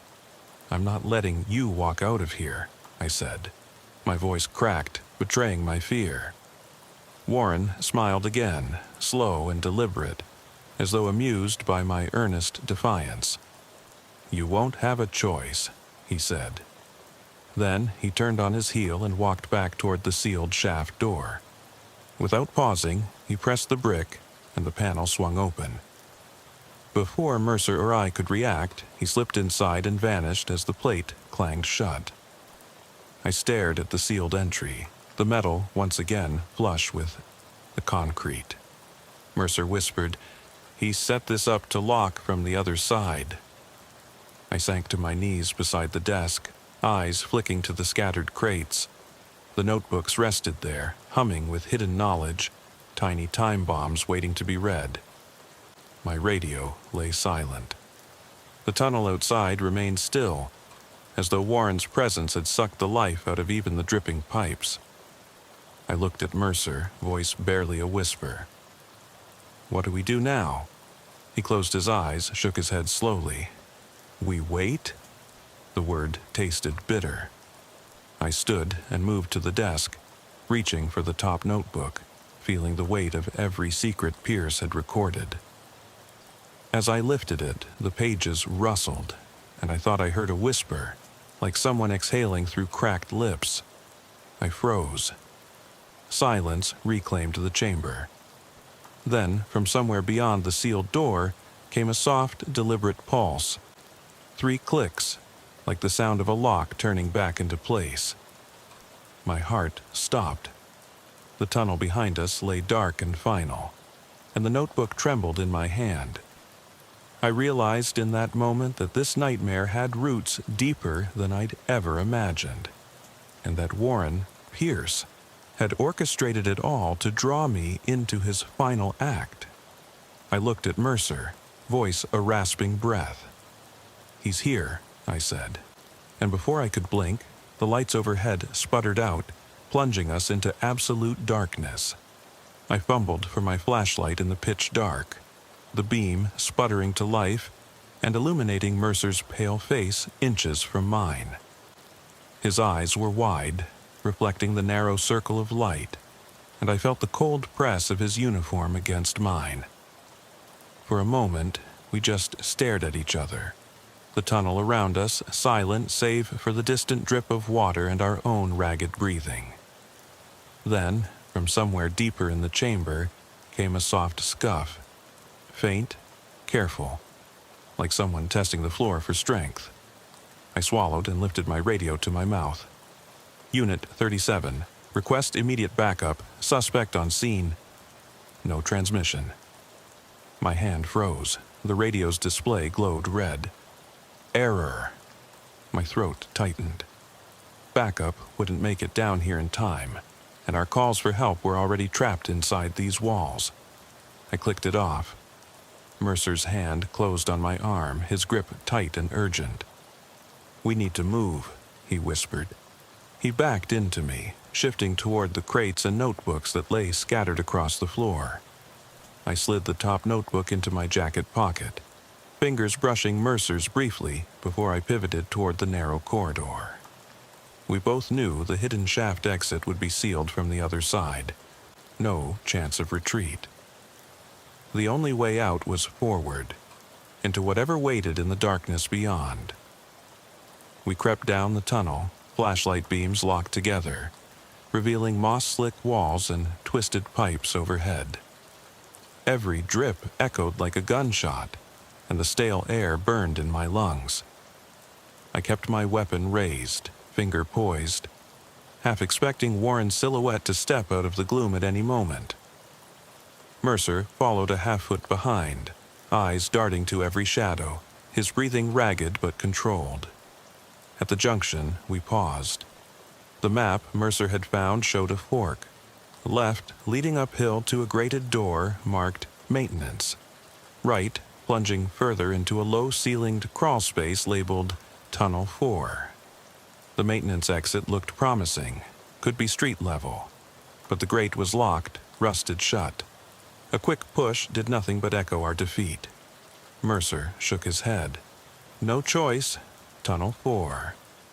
I swallowed, angled my flashlight down the right passage. The ceiling dipped so low I had to stoop, each step forcing my knees toward my chest. The beam flickered, revealing a narrow corridor that stretched into a black void. I felt the weight of that void pressing on my mind. Memories of Warren's words fraying at my confidence. It's never over. We edged forward, hands brushing damp walls. Silence so thick it felt like solid matter. My boots disturbed scuttling insects, and I heard the faint rustle of something moving ahead. Too light to be Mercer or me. Too deliberate to be random. I steadied my breathing, focusing on the hiss of the beam against the concrete. Suddenly, the tunnel opened into a low cavern, just big enough for two people. My flashlight revealed crates stacked 3 high against one wall, oscillating shadows dancing across their faces. In the center stood a table strewn with photos, crime scene snapshots, aerial views of Ridgewood, close-ups of alarm keypads, and on one end, a live CB radio perched on a wooden stool. Its red on-air light glowed in the gloom, and a single line of tape hung from the desk edge, fluttering as though it had just been disturbed. I stepped forward, heart hammering, and knelt beside the desk. The voice crackled from the speaker. "Unit, Warren, can you read me? Warren, respond." The distorted transmission sounded as though recorded in segments and looped. Warren summoning someone, but the tail cut off before any reply. I pressed my ear close to the speaker, head buzzing, and then Mercer's voice whispered in my ear, "He's using the radio to lure us." I spun, weapon raised, flashlight beam tearing across the cavern. No one stood in the corners. Yet, the beam finally settled on a narrow alcove behind the desk where a dark, hulled sedan bumper lay propped against the wall. Fresh grease on its surface and scratch marks on the floor. That bumper didn't belong here. It was too new, too clean. I recognized it immediately as a part of the black SUV described in the hit-and-run call. My pulse spiked. Warren had been here, repairing, refitting, rehearsing the next stage of whatever he planned. Mercer moved beside me, voice tight. "Radio's a trap. He wants us to think backup is on the way." He reached for a folder on the desk, flipping through folders labeled victims, suspects, and, my stomach dropped, targets. Inside the last folder were photos of me. Profile shots from my academy days, training evaluations, pictures taken on patrol, all annotated with times and dates. His gaze met mine. He's been studying us. A low, grinding noise rose from the tunnel behind us. We both whipped around, flashlights converging on the narrow passage we'd come through. The tunnel wall itself seemed to tremble as the hidden maintenance grate began retracting, gears whirring from the other side. The exit was reopening. Someone was coming down, but it wouldn't be help. I stepped back toward the table, scanning for any path deeper into the complex. A dark shaft, half concealed behind stacked pipes, caught my eye. A ladder fixed to the wall, rungs disappearing upward into an iron door set flush with the ceiling. It would lead back to the surface, maybe a service hatch or basement access. It was narrow, risky, but our only chance. "Mercer," I hissed. "Up there." I pointed. He nodded, dropping the folder and raising his weapon as I edged toward the ladder. My boot heel hit something solid on the floor, a small steel device with a keypad and blinking LEDs. I recognized it from the notes, Pierce's pulse lock bypass. It looked intact, ready for use. I plucked it up, heart racing, and slipped it into my jacket pocket. Above us, the grate finished sliding open with a final clang. Faint light spilled into the cavern. Streetlight, emergency exit glow. I couldn't be sure. I grabbed the ladder, metal cold against my palms, and began to climb. Mercer scrambled behind me, and I felt a shift. The weight of him pressing into my back, a silent promise not to let go. Halfway up, the grate slammed shut outside with a reverberation that shook the cavern. Dust rained down, and I looked over my shoulder to see Mercer's flashlight beam cutting through the settling particles. Then the growl of footsteps on concrete echoed from the maintenance tunnel. Heavy boots, distinct and slow. They weren't calling out, they were hunting. I climbed faster. The ladder shuddered under our combined weight. My shoulders scraped the ceiling. My hand brushed the iron door handle above. I kicked my leg upward, tried to find purchase on one of the upper rungs. The LED from the bypass device blinked in my pocket as though urging me on. A shout came from below, Mercer's voice. "Go, I'll cover you." I didn't hesitate. I lurched upward, found the handle, yanked it open. A shaft of cool night air hit me and I hauled myself through the hatch. Rain pelted my face as I tumbled into a narrow, fenced courtyard behind an old workshop. I lay there a moment, gasping for breath, the pulse lock device cold in my hand. Above me, the hatch clanged shut. I rolled to my feet and peered over the low wall. An alley lined with dumpsters and service doors. The street beyond empty except for the distant glow of street lamps. I dusted rain from my uniform and placed the device against the hatch, pressing buttons until it whined in confirmation. A soft click behind me made my blood freeze. I whirled, shadowed figure blocking the moonlight, boots slick with rain, badge glinting faintly. "Going somewhere?" Warren's voice was low, amused, as he strolled from the shadows. The pulse lock device slipped from my hand, clattering on the concrete. He crouched and picked it up, eyes flicking to the steel keypad. "You almost had it," he said, "but shortcuts never work." His grin was all teeth in the pale light. My heart pounded. I backed away, hand tightening on my weapon. "This ends tonight," I said. Mercer's shout came from behind the hatch, muffled, strained. I spun. The hatch was locked once more. Only Warren and me, the rain, and the charged night between us. I lifted my flashlight and directed its beam on him. His face was half hidden in shadow, but the eyes were unmistakable, cold, certain, unafraid. He tilted his head, rain dripping from his collar. "No," he whispered. "This is when it really begins." And in that moment, as thunder rumbled far off, I knew the game had changed, and the one holding all the cards was the man who should never have had the power to deal them. I hit the concrete slab and rolled to my feet, rain sluicing off my jacket as I spun toward Mercer's frantic shout above me. He pounded on the iron hatch. His gloved hands rattled the metal, echoing against the brick walls. "Open up! It's me, Mercer!" he bellowed, voice raw. I pressed my ear to the steel, heart racing, as his footsteps retreated down the ladder. The grate above was locked solid, the pulse lock device in Warren's hand the only key, and now in the enemy's grip.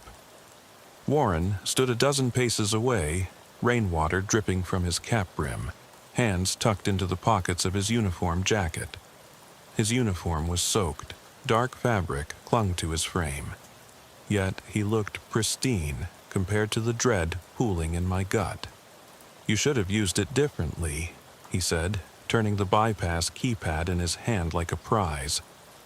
"This device could set me free anywhere in the network, but you wasted it on a hatch." He smiled, a practiced tilt that didn't reach his eyes.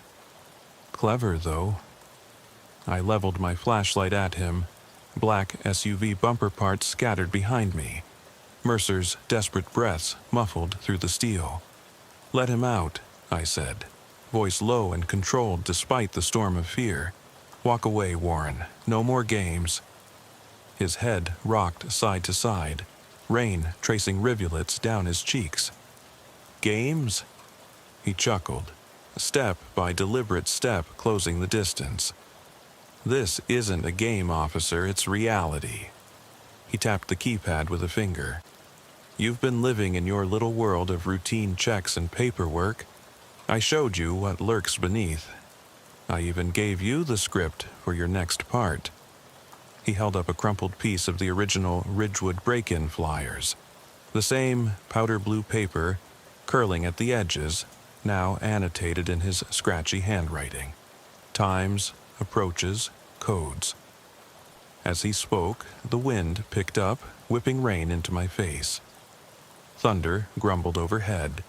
My flashlight beam jittered, and for a split second I thought I saw movement behind him.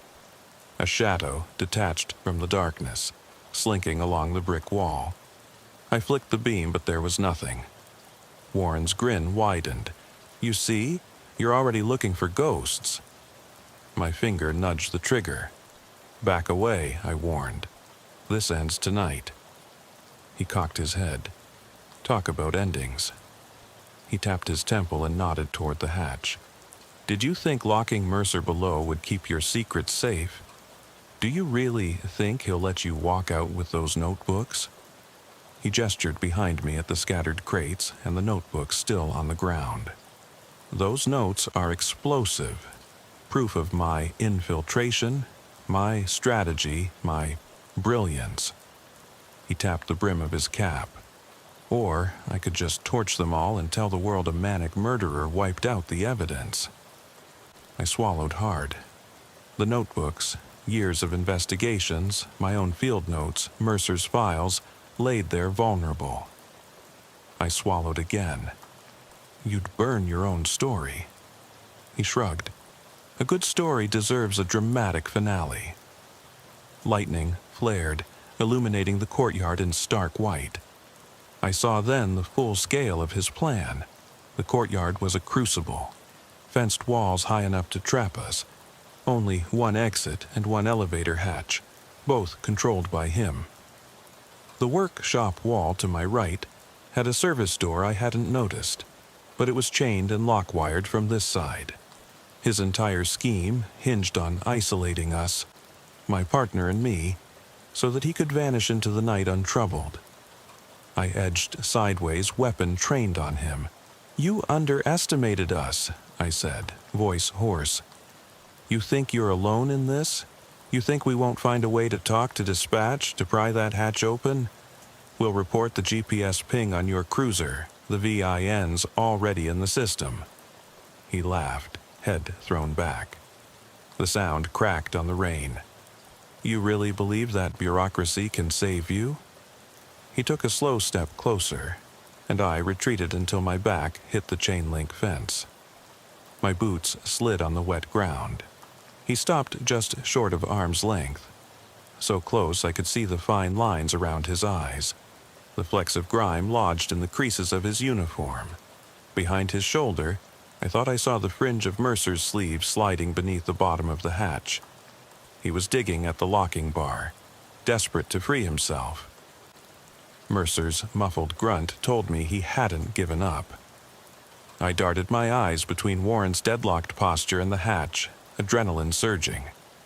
Warren sighed slowly, like a man disappointed by unfolding reality.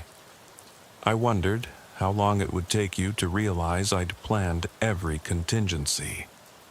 He withdrew a slim remote from his pocket. "This," he said, pressing a button, "is the final touch."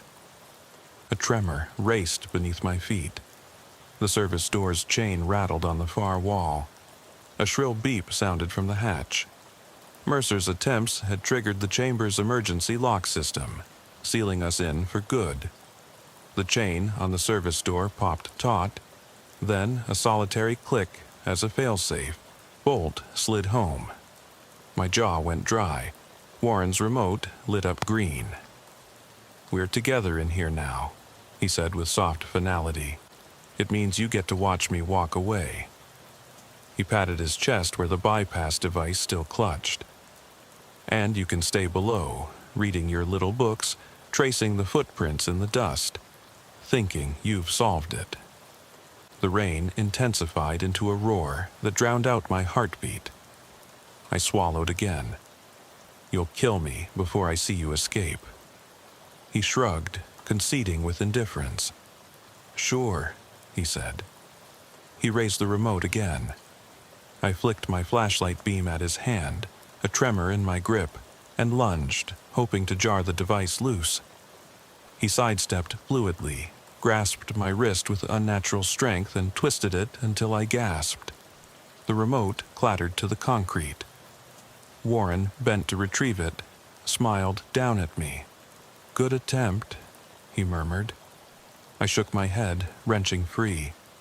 In that instant, I saw the hatch by my feet, its edges smeared with Mercer's blood where he'd cut himself trying to free it. I wrenched the hatch handle, but it was locked. I rammed my shoulder against the chain-link fence. It held fast. Warren straightened and vaulted the low wall with inhuman grace, landing on the other side in one leap. He didn't look back. He surveyed the courtyard as though it were his kingdom. Then he moved toward the alley, stealthy, deliberate, disappearing into the downpour. The courtyard was suddenly vast, empty and silent but for the rain. Mercer's faint cursing came through the hatch. I turned and dropped to one knee, pressing both hands against the metal. "Mercer," I rasped, "hold on." The hatch rattled beneath my arms. Then, through the metal, I felt a vibration, a prisoner's signal. Mercer had found the manual release, a pin above the hinge he could reach if he tilted the hatch enough. My breath caught with hope. I shoved, and the hatch inched upward, scraping against the concrete. At last, a sliver of lightning white night cut into the chamber. I heard Mercer's voice so close now. "Give me your boot, now!" I threw down my radio, reached for my boot, and passed it through the opening. Mercer hooked the heel on the release latch, yanked, and the hatch groaned open enough for him to slip out, rain drenching him in relief. I grabbed his arm and heaved him free, bracing myself as he fell onto the courtyard floor. We lay there side by side in the cold downpour, gasping, soaked, beaten. The rain washed the blood from our skin, blending it into the concrete, erasing the evidence in the fleeting glow of lightning. I crawled to the fallen bypass device, fishing it from the puddle. The keypad was cracked, circuitry exposed. Its LEDs flickered weakly, then died. Mercer crawled over beside me, voice thin. "We can't chase him in this storm," he said, teeth chattering. I pressed the ruined device to my chest, rain sluicing over it. "No," I whispered. "He planned for every possibility, except that we'd still be breathing." Mercer stared at me through the rain. "We'll get him," he promised, voice tight with determination. "But not tonight." I nodded, shoulders sagging. The storm raged overhead. Sirens in the distance sounded faint. Backup finally arriving, no doubt scanning for our GPS pings. I looked around the fenced courtyard, at the service door chained from within, the hatch now closed above. A soft rumble of thunder punctuated the moment, and I saw in the flickering lightning the shape of Warren's footsteps fading into the alley. I closed my eyes, breath shaky and cold, every muscle trembling with exhaustion and rage. The storm's howl became the only truth in the world at that moment. And in the darkness, as raindrops plastered us to the ground, I realized that Warren had given us the night, the notebooks, the proof, and the darkness in return. Because in his meticulous design, he'd made certain of one thing. Even if we survived, the doubt would never wash away.